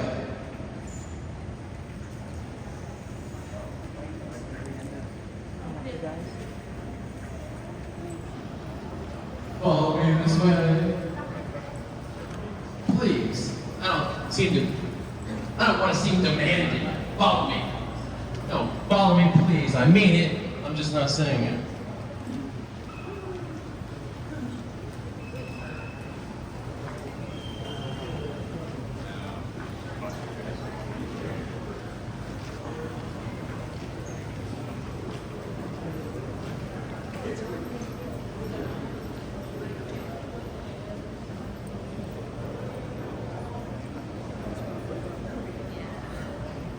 So outside the Living Dead Museum, Margaret Sandusky was sitting on a bench, and I noticed her, and Paul didn't. So I said, "Hey, Paul, look to your left." I said, "What?" And I looked down. Oh, because my day is ruined now. I don't know, but I just had to point out. This is Nemesis. I love this. Hi, I'm in the store. I love this. We're where? We're not Dick's Sporting Goods. You live Dick's? Dick's Sporting Goods. Okay. I mean, it's okay to like Dick's. It's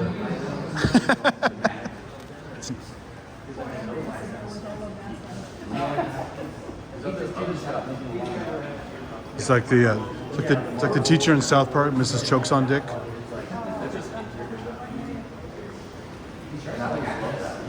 Everybody come behind me, and I'll turn around and talk to you.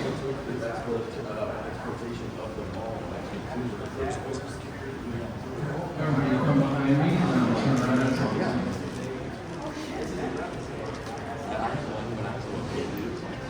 Come over here behind me, I'll turn around and talk to you. Come on, Michelle. Come on. Well, then, Andy. All right. Now, we're getting to some really good stuff, okay? Follow along. Right down there is the main hallway that the heroes come into and out of to go to their back areas for the movie. I'll get there in a second. So the path they would take to JCPenney's, where the movie theater is now, would have been directly down through here. They would have passed the Brown Derby right here, and also the bank. The Equal Bank would have been right here. So following that logic, their hallway, run down through here, back and forth to JCPenney's, all through the movie. Now, of course, that bank, the Equal Bank, is where Peter had his scene. I was just referencing that movie a photo of at 1 p.m. We have recreated the security camp, shot from the movie, and you can take a photo of Peter and some big money. It looks amazing. If you haven't seen it on Facebook, I suggest you all do it if you haven't done it. I'm running over there as soon as this tour is done. I gotta do it. Well, we recreated that shot in the bank here. This is where he said, you never know. Money, money, money. That happened right in here where the bank was. Of course, there's something else I like to point out right here. A couple more things. You see various shots of zombies coming up the escalators in the movie, like this gentleman here, including during the end credits. You would see zombies coming up the escalator, and then they're all coming up here, and just at the view you can see down here in the center of the main part of the mall here. Also, after the zombies have been killed during the hunt, you see them picking up and popping up bodies down here in the center of the mall. Also note, when our heroes have taken over the mall, and they're wearing their fur coats and such, they come to that railing in front of JCPenney's over here. We'll get there in a second. They stand there, and then they show a shot that's supposed to be their view in front of them. So if they were stood there, the view in front of them would be this wall on the top of the ice skating rink, which is not very good looking or nothing to look at. So what they actually use for their view in front of them on camera, what you see in the movie, is a view from right here. Cameraman Michael Gordon would have gotten on a ladder, super high, and he shows a view of the mall facing this way, the length of the mall. And then if you're following the movie, it looks like that's what they are looking at in front of them. This very view. Also note, there's a behind-the-scenes photo of our heroes after the hunt. They're sitting tired on a bench. It's not in the program, it's out there. And that's why we have a photo op of the heroes on a bench. That actual bench would have been located right here where the kiosk is. They would have taken that picture and then all sitting there tired and worn out from the hunt. Let's move over here in front of the old JCPenney's.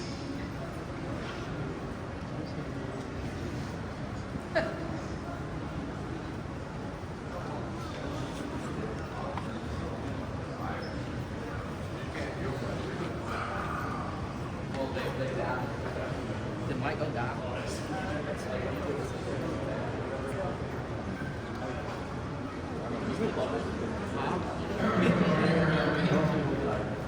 So, of course, this is where JCPenney was originally back in the day until 2013, when they rebuilt that section of building and put the cinema on. Of course, the heroes then come up here in their fur coats, and they stand here. You see them filming this bit of the movie in Document of the Dead, which I mentioned earlier. Camera crew George Romero over here, and the heroes stood here. I'll be standing in for Peter and say some of his dialogue. This is where he says, "You know Macumba, Voodoo? My granddad was a priest in Trinidad. He used to say, when there's no more room in hell, the dead will walk here." Happened right here. History was made in this mall and right here. Let's move the same way that the heroes would go from JCPenney's to their hallway.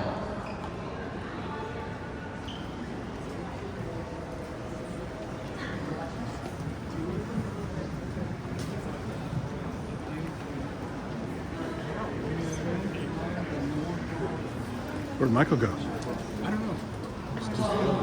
Huh? You're on a walkabout. I think he saw left. I think he saw Sandusky and just like, I had it, and he went outside.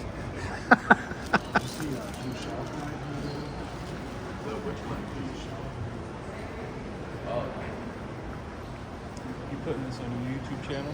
Oh yeah. I would normally live stream it, but there's no fucking signal unless you go to the extreme ends. Yeah. And even then it's potentially choppy. So I saw stuff from last June and October. I just haven't had time to upload. Just been so busy. But yeah, it's just it's a big file, and it's just, you know, you have to concatenate it. You have to do a bunch of stuff to make it, you know. That's why I like live streams, because it's gonna be fucking lazy. Just shoot it, it's done. I don't have to edit, I don't give a shit. And if my friends jump in and do commentary, it's even more fun. Because I go back and read the comments, laugh my ass off. That's probably why Mike does it too. Doesn't have to Oh, for sure. Yeah. Well, it's just it's a dynamic element. For a podcast, you have to do it live.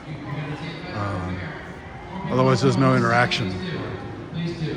I'm doing a stunt right here. Come through if you want. Dive over the railing. You could be hitting top speed. Get a good view, get a good view. People in the back, want to get a good view. I'm going to run through you. Don't come in here, Jared. You know what I'm going to do. It's not you. So, of course, this is that main hallway where our heroes come from the back areas into the mall. Of course, when they're about to go on the hunt, they line up here, all they got their guns and their ammo, and they look at them all, and they go on the hunt. Okay? Also, later on, when Peter is up here being fired upon by the bikers, okay? He gets shot at, and he's running through here. This is where he does his jump and roll. Okay, I'm gonna do that jump and roll for you. This is one of my favorite stunts to do. So Peter's over here with his rifle, okay? He's shooting this way, okay, with his rifle. Boom, boom, boom. He jumps and rolls. And the bikers, including Tom Speeder, are coming towards him. And he fires and shoots one of the bikers, okay? He jumps in the air, and then the lights go out. Tom Speeder goes on the side over there, and he's looking at him. Peter gets up, and Peter runs down the hallway. That happens right there. There we go. Yes. It's a real moment. That was in front of himself. Okay? And the mic. So, in 2013, the first time we had the LDW in here at the mall, we had photo ops here. The heroes stood here, just like in the movie, like I just told you, the Battle of the So, they were sitting there, Ken, Scott, and Pick. We had the fans lined up here looking at the photo ops. And all of a sudden, I'm talking to them, saying, hey, you know, I do these tours, I do stunts and things, and I'm like, I do your role, man. I'm going to do your role. And I do it right here in front of you. He's standing here. I swear to God, he says, better you than me with my videos. Surreal moment. And then at that time, I'm doing this over the group just like all of you. And I see Tom Savini in the distance. He's coming out the hallway. Just came out of the bathroom, okay? And I'm going to hear, There he is. I'm going to time it right just so when Tom arrives here at the top of the hallway, I'm right there. So I'm timing it. I'm watching things. And he's coming. I'm like, okay, do my thing. I roll on the ground, and all of a sudden I say, Tom Speed's coming up the hallway. And then he goes to the side, but no, wait. There's Tom right here above me. That was amazing too. It was like, so, as I was just saying, this is that main hallway. Earlier, if all of you want to come closer, come here, all of you over here. Before they, go into the mall, we have a scene of Peter and Rob stood right here. Cosplayer over there. And that's where you have this good sidewalk. This guy's a lot of facial hair. He's kind of a short, chubby guy. He looks like Tony Boba in the movie. Peter says, He's on the railing over there.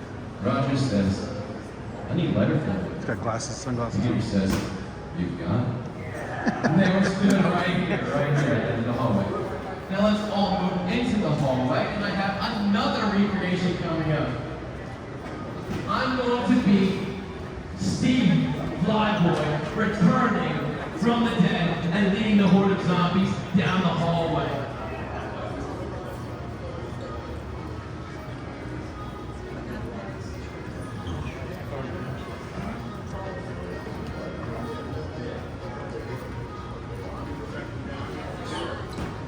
So I'd say everyone come in, fill in on the sides, and leave the center open.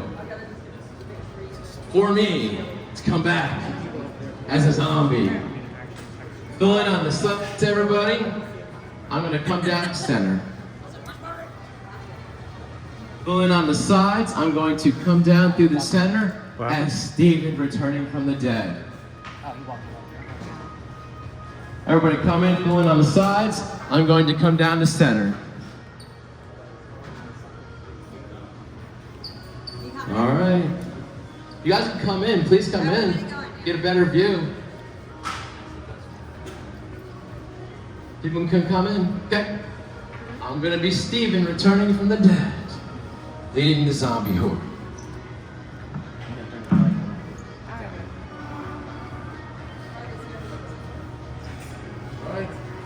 Favorite part? The leg. Hand. Hand's got the gun. Neck.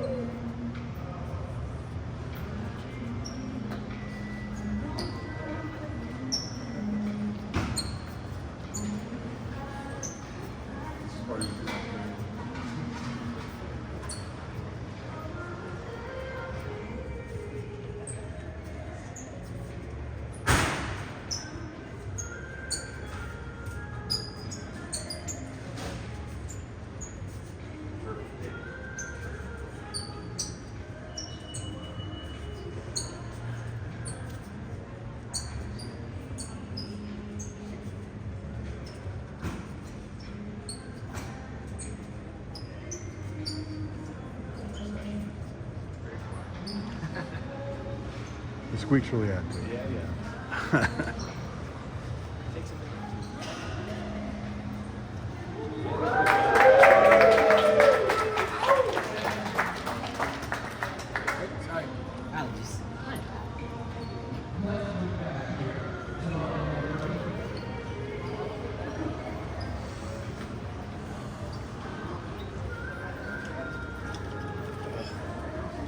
So you need lighter fluid?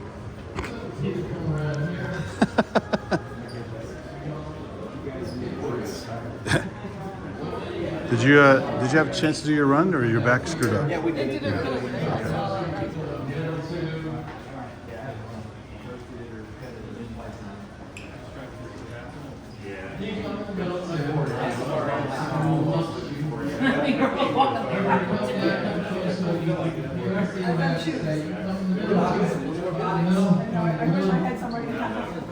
Come down here, come in the middle.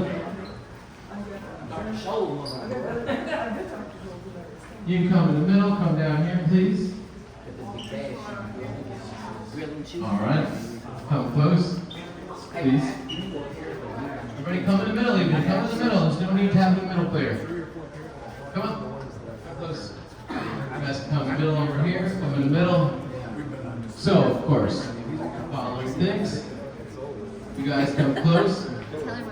So Peter comes from down there after he has done his roll, runs down the hallway.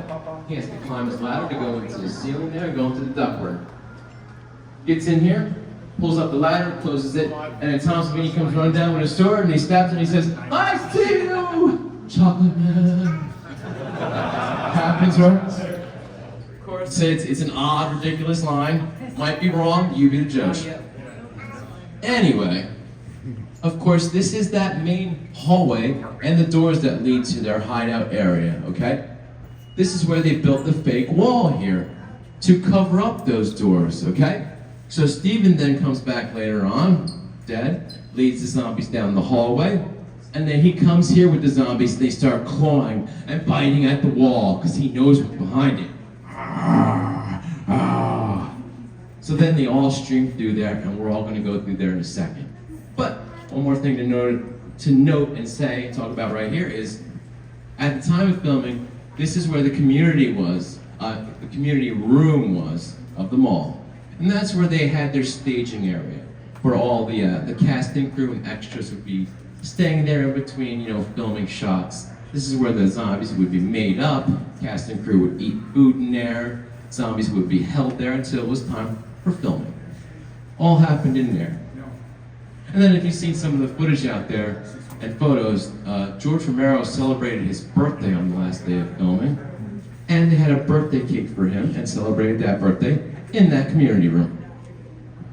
Now let's go through the doorway. I'm gonna tell you a quick little thing to note in this hallway, and then we're gonna move through that and head to the stairway that leads to their hideout. And right now I'm gonna get some video of you guys streaming through. Be zombies when you come through this doorway, okay?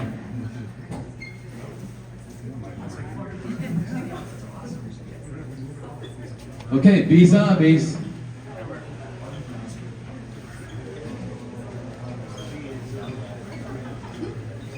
A+. I actually, it's kind of cool.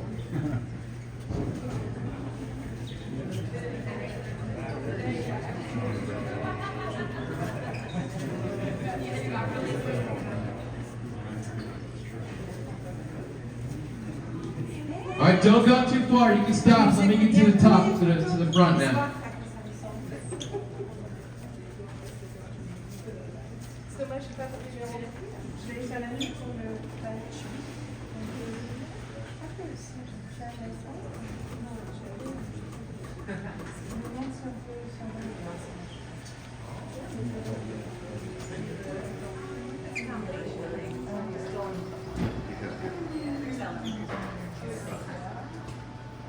You need help, just let me know.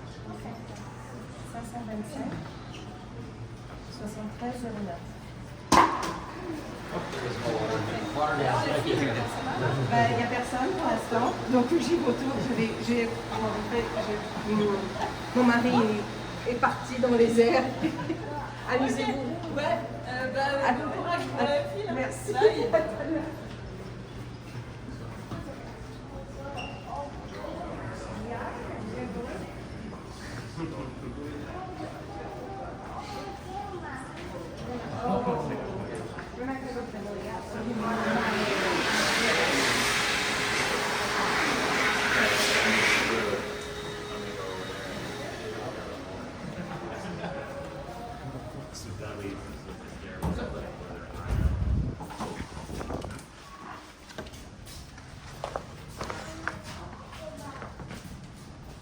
Good.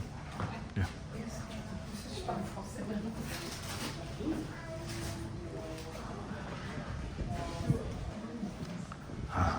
Back in the hallway.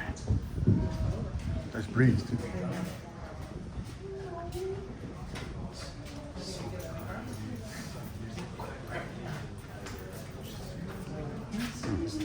There's a hazard there.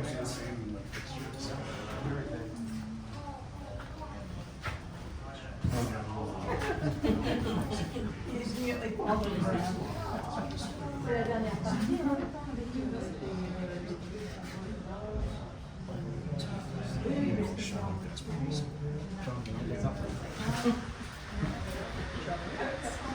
Drop your mitts.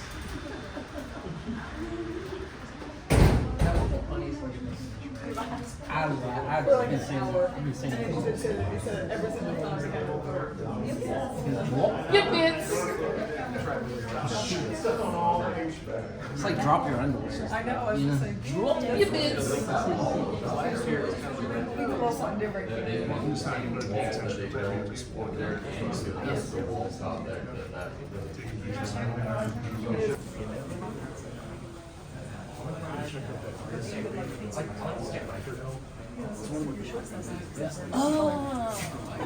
What the hell? Like, looks like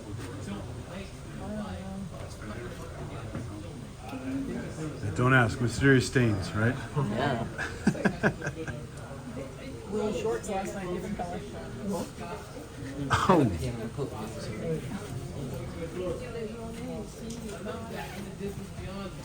Jacqueline. I think somebody actually signed that one. Is Jacqueline?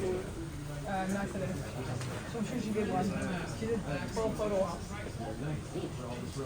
yesterday and 6 today. We did 7 yesterday. But she did 12 feedback.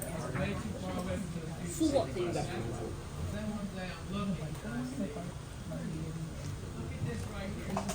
This is sheetrock and it's not been handled. It doesn't match the rest of the wall. There was something here, a doorway. This is where they would have come out. Set to make the point. When you look at high What? Oh yeah, I mean, like you're using it. What was here? Yep.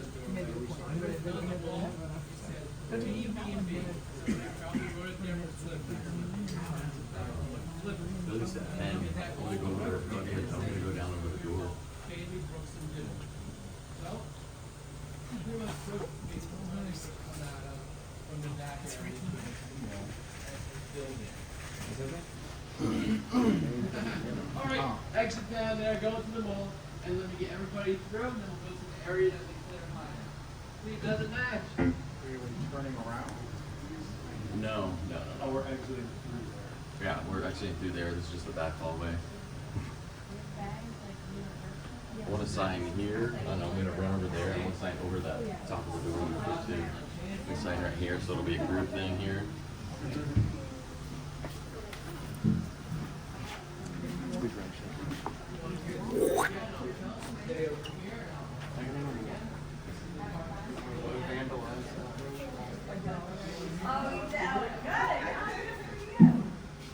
Probably gonna find us where like you can't come back in the mall ever again. Yeah, I know. Here, I'm gonna. Does anybody want to sign?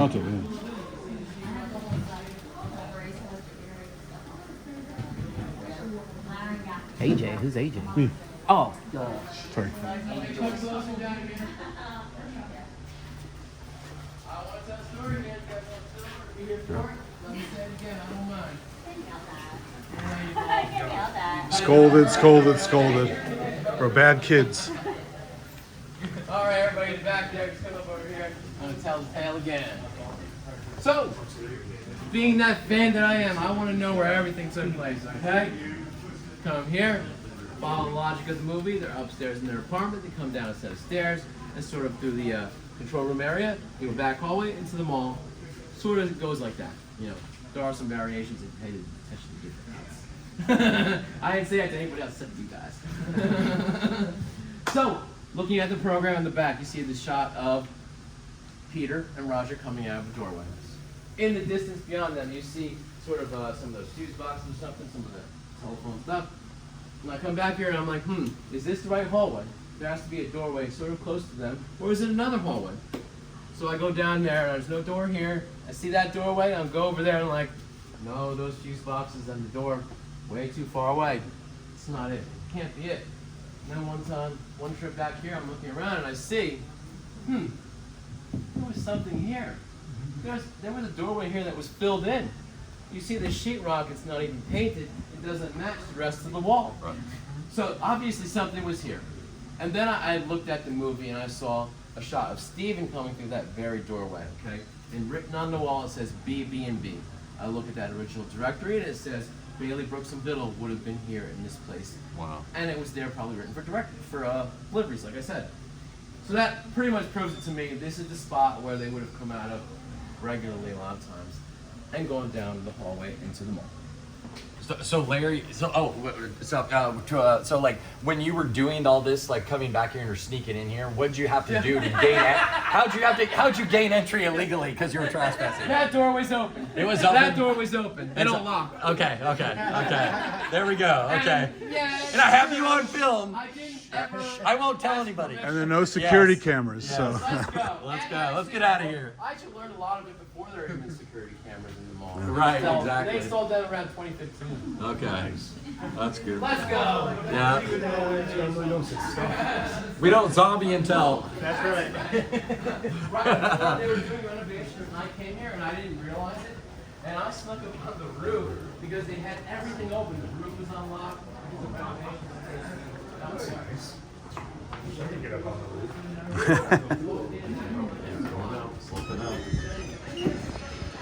Very breezy.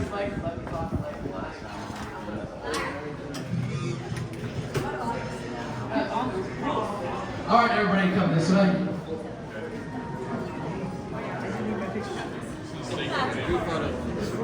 So, right here is one of those tribute areas to Dawn of the Dead at the mall.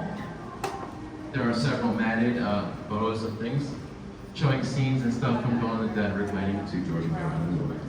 There are a couple tribute areas, including the Dead Museum itself. Check them out. There's one in another hallway posters and such. Let's head down this door, through this doorway, through this set of stairs, through some hall, and the stairs that leads to their hideout. Every day there's going to be The Muzak room door. Who's gonna get in the Muzak room? That was pretty cool. I had to make sure I asked Larry how did he get down those hallways, and it was just open. And they were just like nobody, of course, was back there. You know, I was like, I just always wanted to know, like. This is the time to ask any question that you really want to know. Well, I mean, you can DM them, but we're here.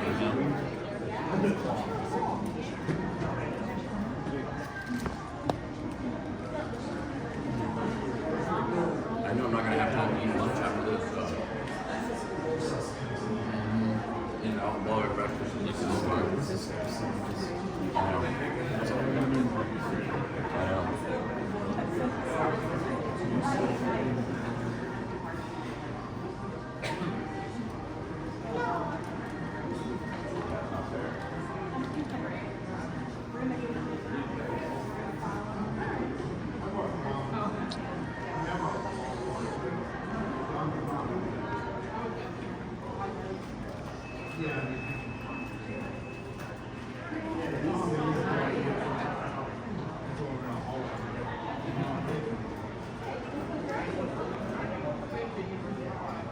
Also the bean flicker too. Yep, I was pulling Bill. Yeah. Look at the bean. Look at the bean. That's what they call it. Oh yeah. Or Little Man in the Boat. Little man in the boat. Yeah. Choo choo. Chubby, chubby, chubby, chubby, chubby, chubby. Choo choo.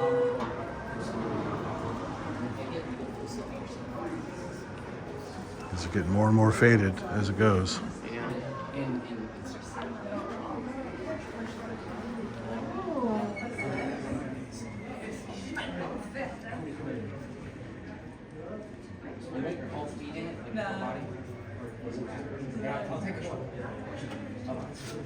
Cast members from on. Alright, get one. Get the group photos. Mr. Paul, Mr. Mac, Mr. Mike. Oh, Mr. Paul, Mr. Mike, Mr. Mike. Andy. Oh. Paul. We're Group. Position? This one? 1, 2, 3, 4, 5, 6. I'll point at George. Yeah, yeah. 5 for you. Can you squeeze in? Sure. Is that too far apart? I was trying to get George in the shot, but sorry. More. Can you squeeze over this way so you can get a shot of George? Yeah. Got it. Cool. Thank you so much.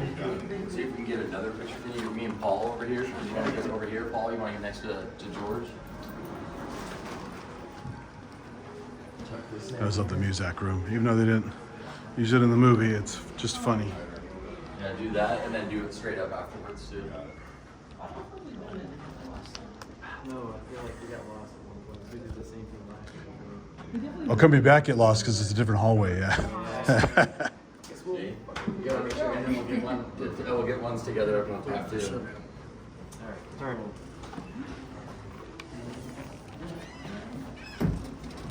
Oh yeah. You know, we get service. Huh?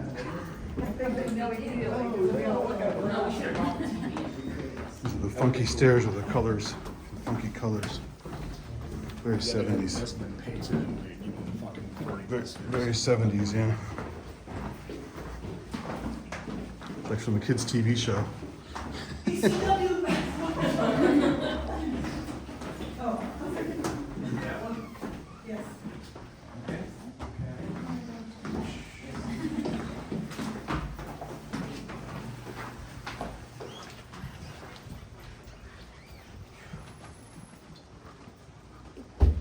Is this the wrong one? No. This is the wrong one, right? No, this is the long. Oh no, I thought, so one of these we came down by accident once.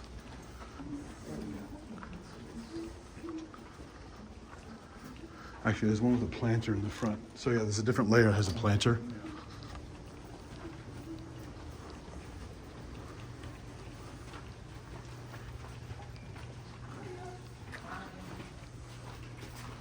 I'll get a shot down here.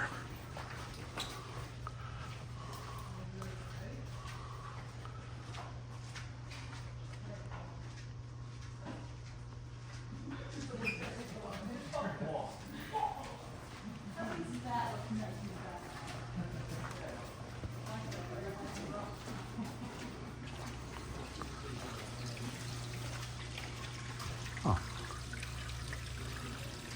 It's like a rain stick, water running down a pipe.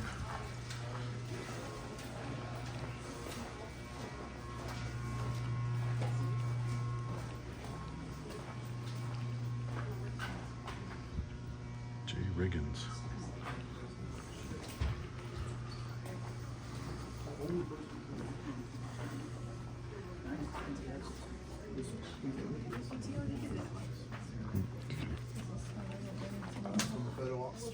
I'm tempted because I'll be meta with the shirt on, but I'm like, no, what if I do? It's probably like $80.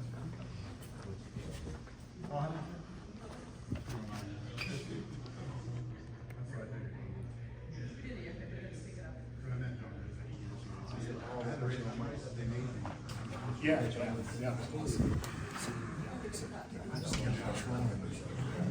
That's my ability from the hardest. And I was slightly inebriated, so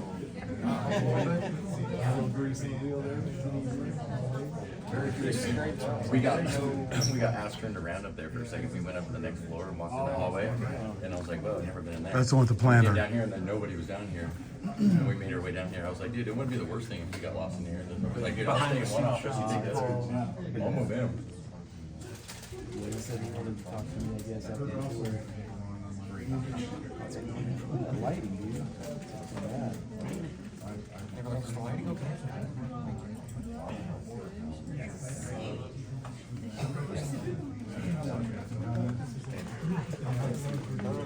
I love placing bathrooms this way. Oh, well.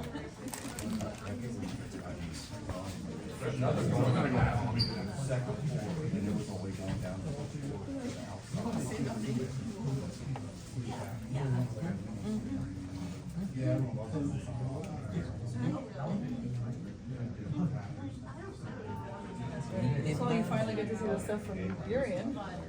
Yeah, I was like, Wrestling. It's wrestling. That sounds like something they'd say, it's cat. Yeah, it's cat. Up in Wisconsin. Yeah, my dad has a bit of an accent. He grew up in Wisconsin, so his sisters are worse because he got out earlier.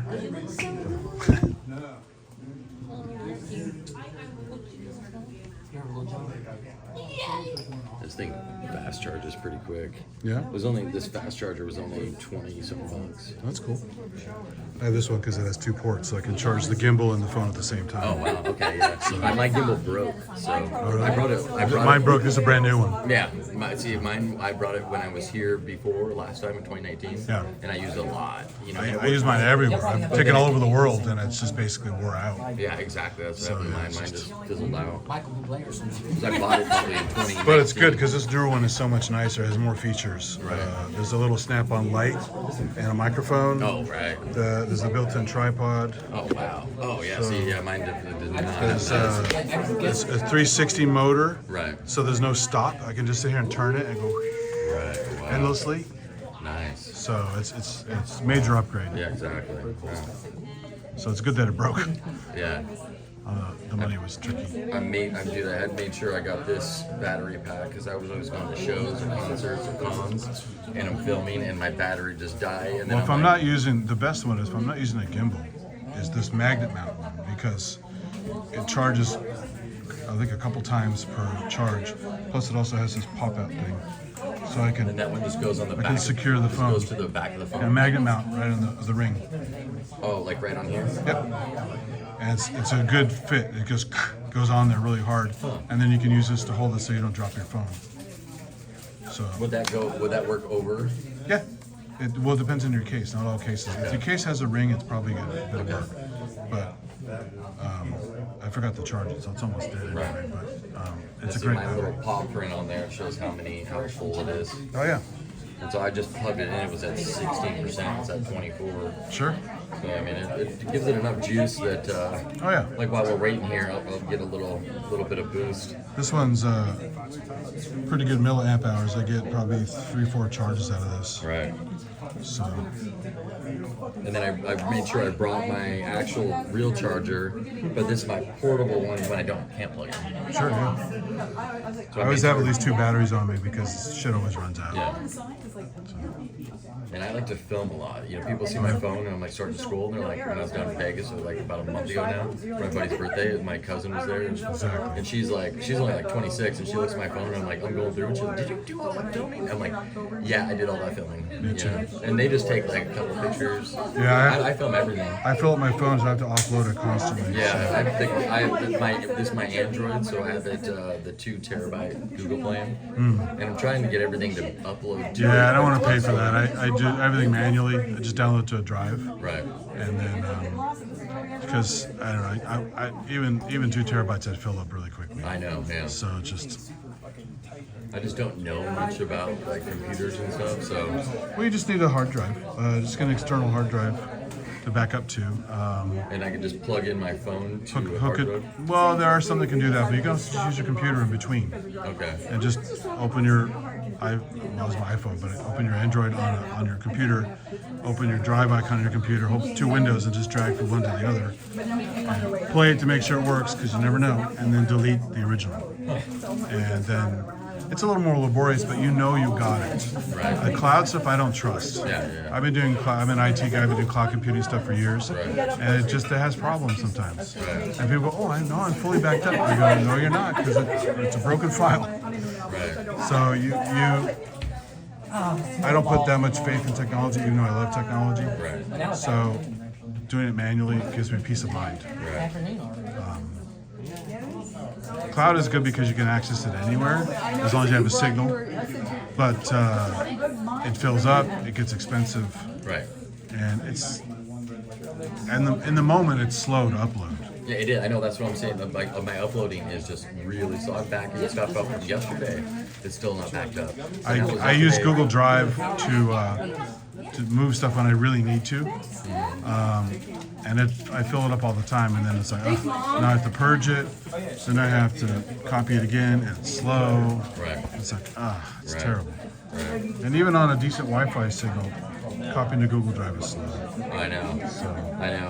I'm just trying to back up everything because I filmed Savini and Greg Nicotero and Tasso yesterday, and that was like 40-minute video. And then I did like another the panel. 12-foot one. Yeah, I missed the panel. Yeah. Because some people were in line waiting for Scott or waiting for somebody else. Yeah. And then, then the panels were going downstairs, and so it's like you're either one or you're the other. Sure. You know, you're gonna miss a panel for sure. or you're on the tour. And you got to go to the restroom, and you got to eat, and you got to do whatever. So. Yeah. So I'm saying, like, that's why Michael Tommaso records them, and I just watch his videos. I barely record the panels anymore because he does all the work. Oh, okay. I kept running back and forth and missing stuff, and I'm like, you know what, screw it. I'll just watch his streams. Right. He's recording them too. Right. Oh,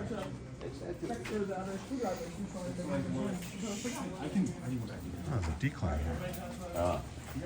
Decline. So this is the original paint. You know, this never got repainted. This is the original paint that went down. Everybody come close. Stay here. I'm going to get them options down for you.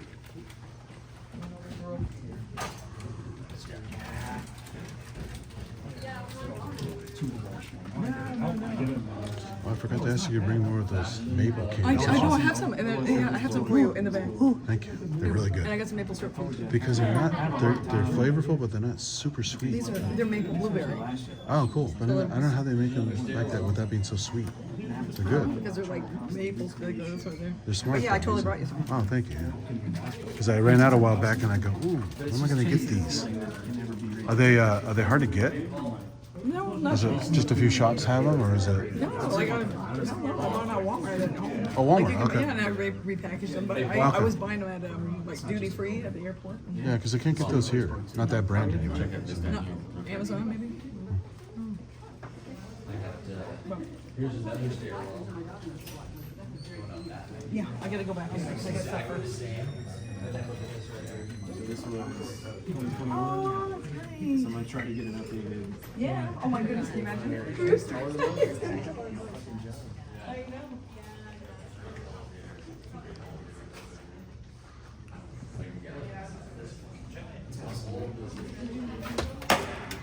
Oops, makes a lot of noise. Oh yeah, another stairwell. All this, freight elevator back there. all this clandestine action here. Whoa, another long hallway. Freight elevator. And pipes.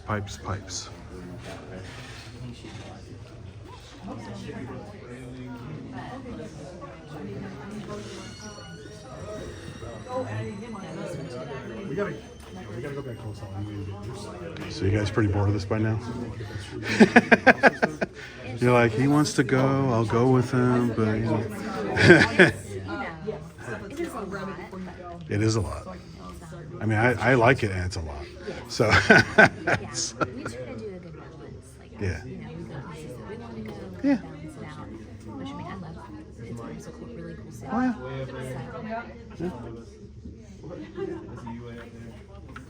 Dude, I wouldn't have missed this for the world. I would have had to been dead to miss this, literally.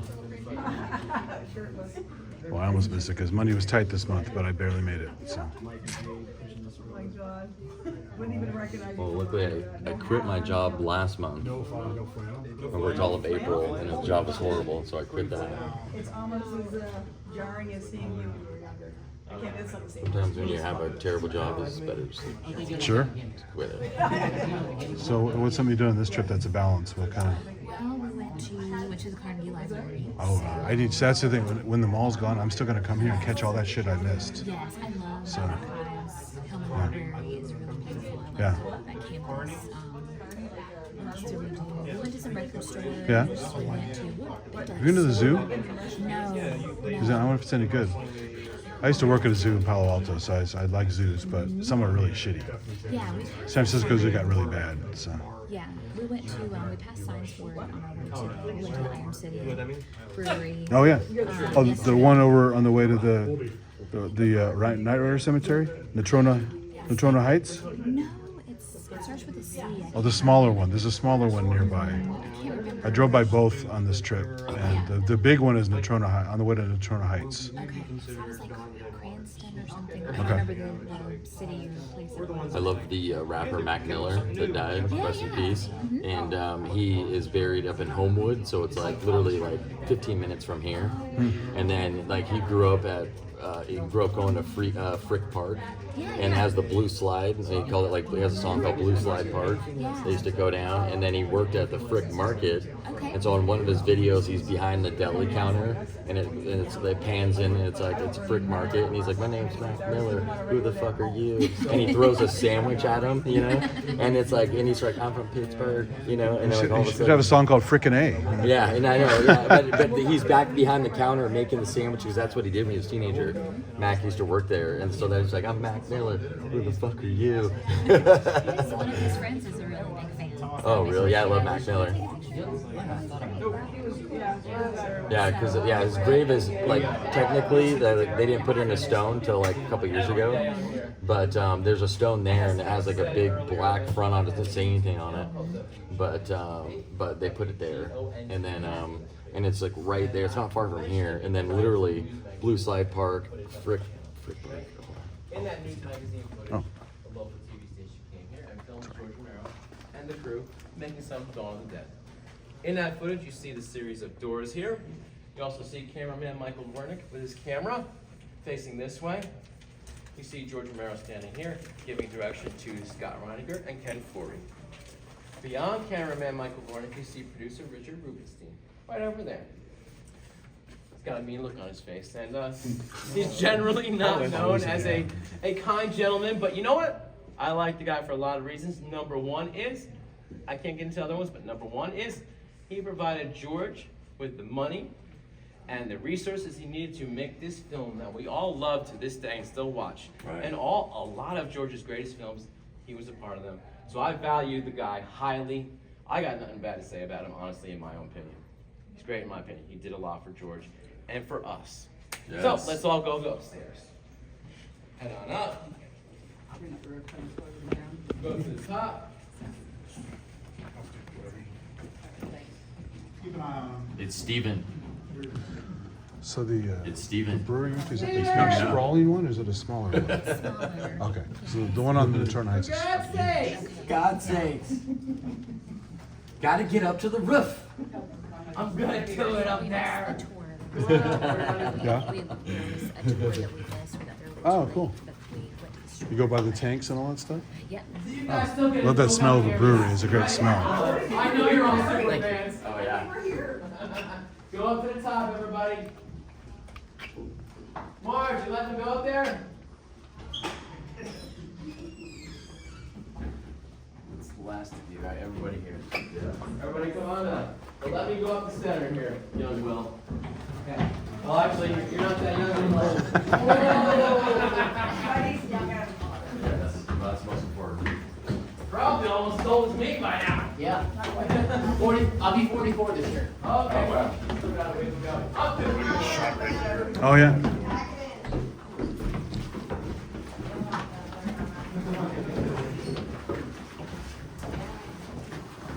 Hey, everybody come so you can see me. Come up so you can see me. I have some explaining to do here. You're good. Andy, come on so you can see me. Yep. Come on, Andy. All right. Oh, my shit's gonna get in the way here. Yes. You have to be able to see me at the top. So, a lot of you are going to say, hey, Larry, we've seen the movie. Isn't there supposed to be a door right here? And you walk around. Let me tell you the story. All right. Years ago, I came here. Kevin Christ, who owns the Little Dead Museum, in this show. His girlfriend. I became friends with them. And then we became friends with Daz, our webmaster, who does all our design work for our show and our website. We came here, and he had a different museum here at the time, a different incarnation of it, and we wanted one day to try to find this very set of stairs. So, we all grabbed garbage bags under the guise of taking out the trash, okay? And we walked through all these back hallways looking for this set of stairs. We took 2 hours that day going through all the back hallways and sets of stairs. We couldn't find this. It's actually a weird spot. We gave up on that trip, went home. I came back on another trip. And I actually got to speak to that gentleman I mentioned earlier, Bob, who worked in the control room. He had worked here during the filming of Dawn of the Dead. He's the one that told me that story of the dove, the bird from the top of the clock tower earlier. So we said to Bob, hey, do you happen to know where that stairway is, at least their apartment hideout thing? He's like, yeah. You want to go there? We're like, oh yeah. So he leads us through the mall, through the main hallway you see in the movie, through the Army recruiting station right here. We come in, and I see it. I'm like, oh my God, the colors are right, okay? And I know from watching the movie, when you get to the bottom of the stairs, you know, the door has to be closed like this, and then open. It swings open, because when the zombies come back, they push the door open, and you see the door swing open. So none of the other stairways that I saw had that feature either. None of them. So I come in here and I run down after I see the colors are correct. And I go to the bottom and I see, oh my God, it's got the door that opens properly, just like that. I'm like, yes, this is it, but where is that door? So he said to Bob, what happened to that door? He said at one point, that doorway led into the main mall offices. And at some point later on, after the filming was over, they wanted to move elsewhere in the complex, so they made this a leased space, okay? So they closed this up and moved the door over here to go into the lobby of that leased space. And then to further illustrate the point, look around the room at the cinder blocks, okay? It's uniform. Then when you come here, you have a straight line and it's kind of jagged. It doesn't match the uniformity of the rest of the room. So you can see, this is where they filled something in. Now you'll remember in the movie, this is the spot, for sure. Stephen is asleep, and the guy's going down into the mall. He wakes up, he wants to help, because he's a good helper, he's great at that. He runs down the stairs, and then Franny comes up to the railing and says to him, standing right there, Stephen, for God's sakes, let's get up to the roof. She wants to leave them. He looks up and says, we can't leave those guys down there.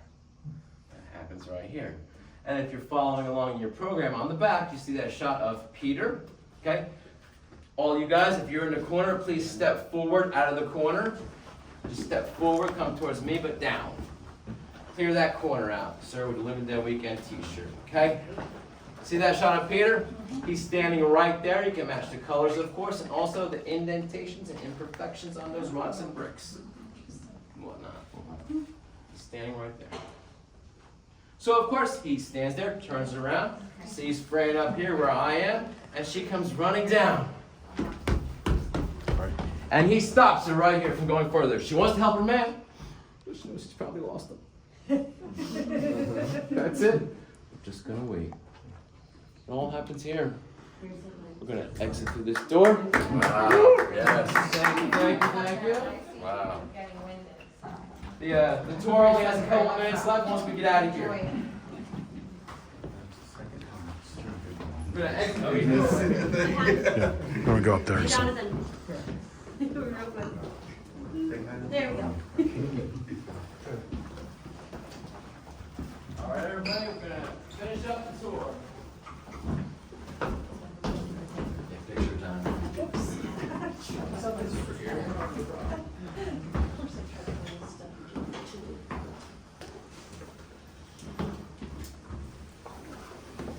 A picture of me standing up there real quick. And then Paul, you gonna come up? Yeah. Did a pop picture. Got a sweat box in there. Come up and you guys, I'll take you guys a picture.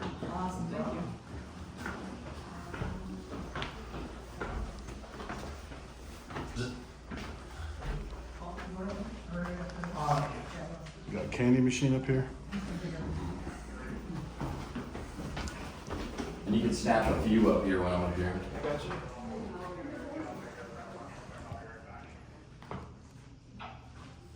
Got quite a few. Awesome. Okay, Paul, you want to come up here real quick and then get our picture together for the last tour here?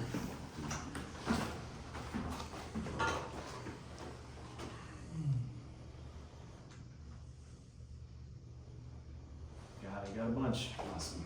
There we go. Yes. And now take anybody's picture you want. You can see him down there, cracked down there. Who's phone?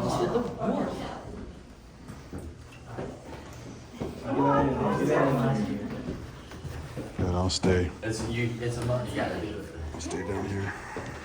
It's like a repeat of last year. That's right. Almost in the same spot. See everybody? I'm trying to get everybody in here. You're gonna move up. Come on, I'm squeezing in. All right, let's go up to the roof. All right.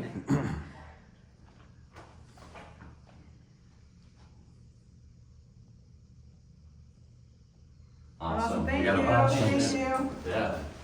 Steven. Can't leave those guys down there. Shots from up here.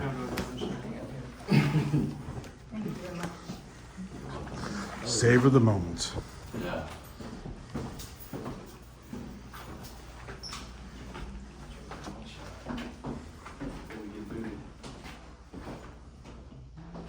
There's that slot you can see through between the stairs. Yeah. He's like looking up. And he's looking down there. Yeah. He's looking up. Yeah. Someone get me.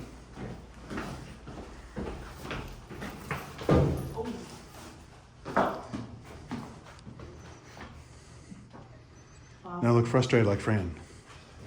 Hold on. There you go. Or one of you want to sit on the stairs like she's all she's like a drag. Oh, yeah, 'cause she's waiting for him. Yeah. Oh, yeah. Yeah, yeah. Yeah. They're probably gonna go, Yeah, take it. Put it in the phone. oh, this is your phone. That's my phone. No. I know, but I want one here first. Oh, okay. I opened the door. Or where the door was. I don't remember which stairs she was on. Partway down, I think. That's it. Yeah. Hold on. I got it. That's fucking awesome. Thank you, Now you guys. tell the true fans, the people who've been here a bunch of times because we're the tail end of the last. yeah. Oh yeah. The last one. What's that? Oh, yeah. It's my third Take time. pictures with me. My third time, my second time I did was when I was. Yeah. Thank you. I just took my picture up there. I have one in black and white too. Really? Hey, they're hiring. He's being really patient. He's cool. I said thank you because he's being super cool. So Yeah, he's being really yeah, fucking he's. cool. Well, he sees we're a bunch of nerds, so he's. That's. Mall management offices.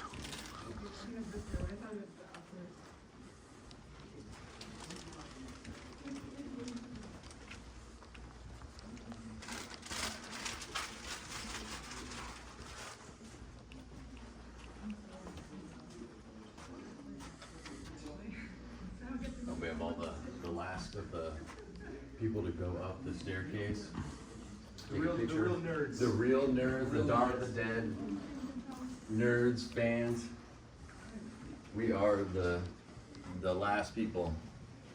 So maybe the last time I go up there, that's my third time. Forever blessed hands. Wow. But everybody, we take up the rear. This is what happens when the people that are the real diehards are right here. So about to catch up with the group.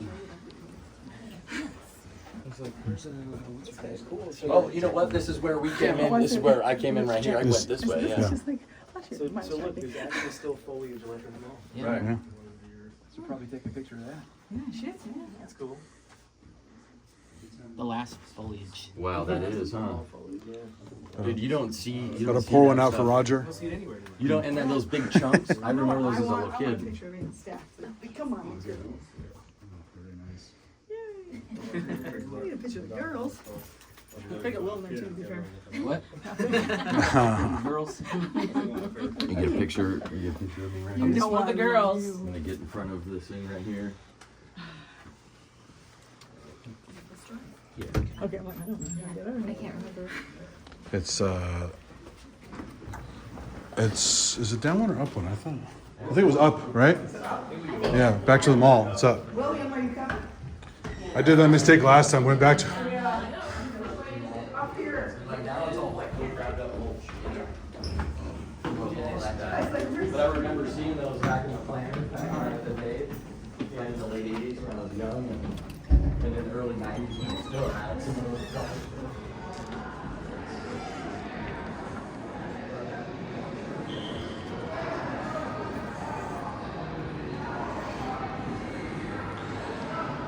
So they're way down the hallway now. We're way behind them on tour. We're way behind. They're way up there. Yeah.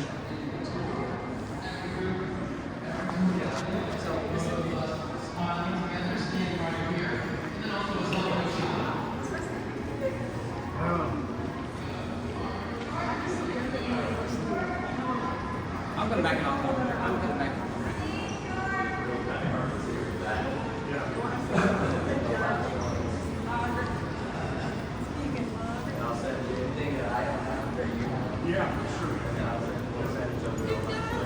Is this the group photo?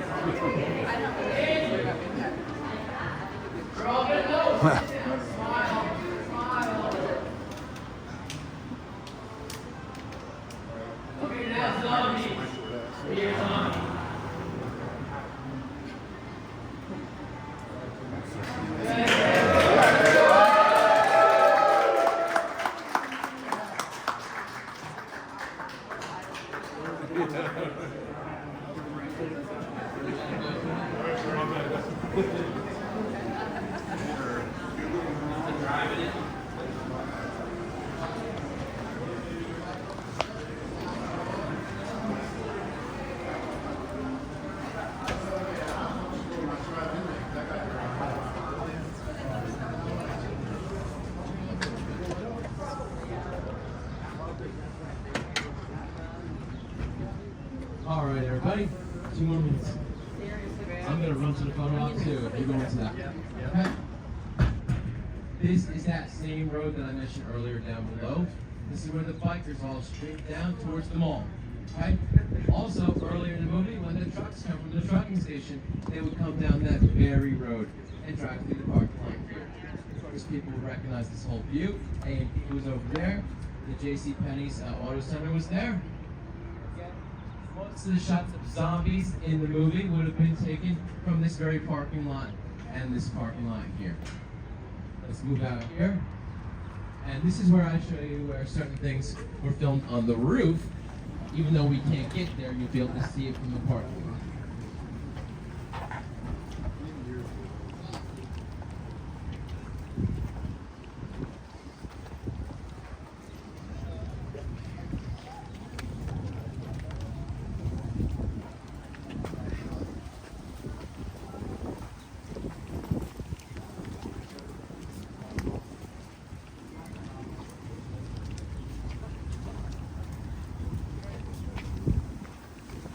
Why, I'm right. Oh, yeah. I saw you on Facebook last night.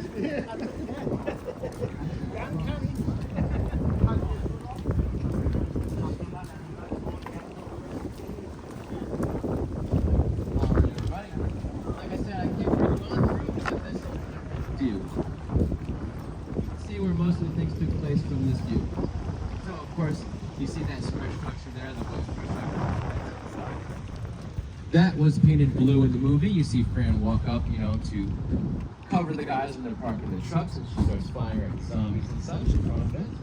Of course, when the helicopter comes to the mall at first, it comes from the direction over there, and it flies by on its side. You see JCPenney's where the Cinemark was.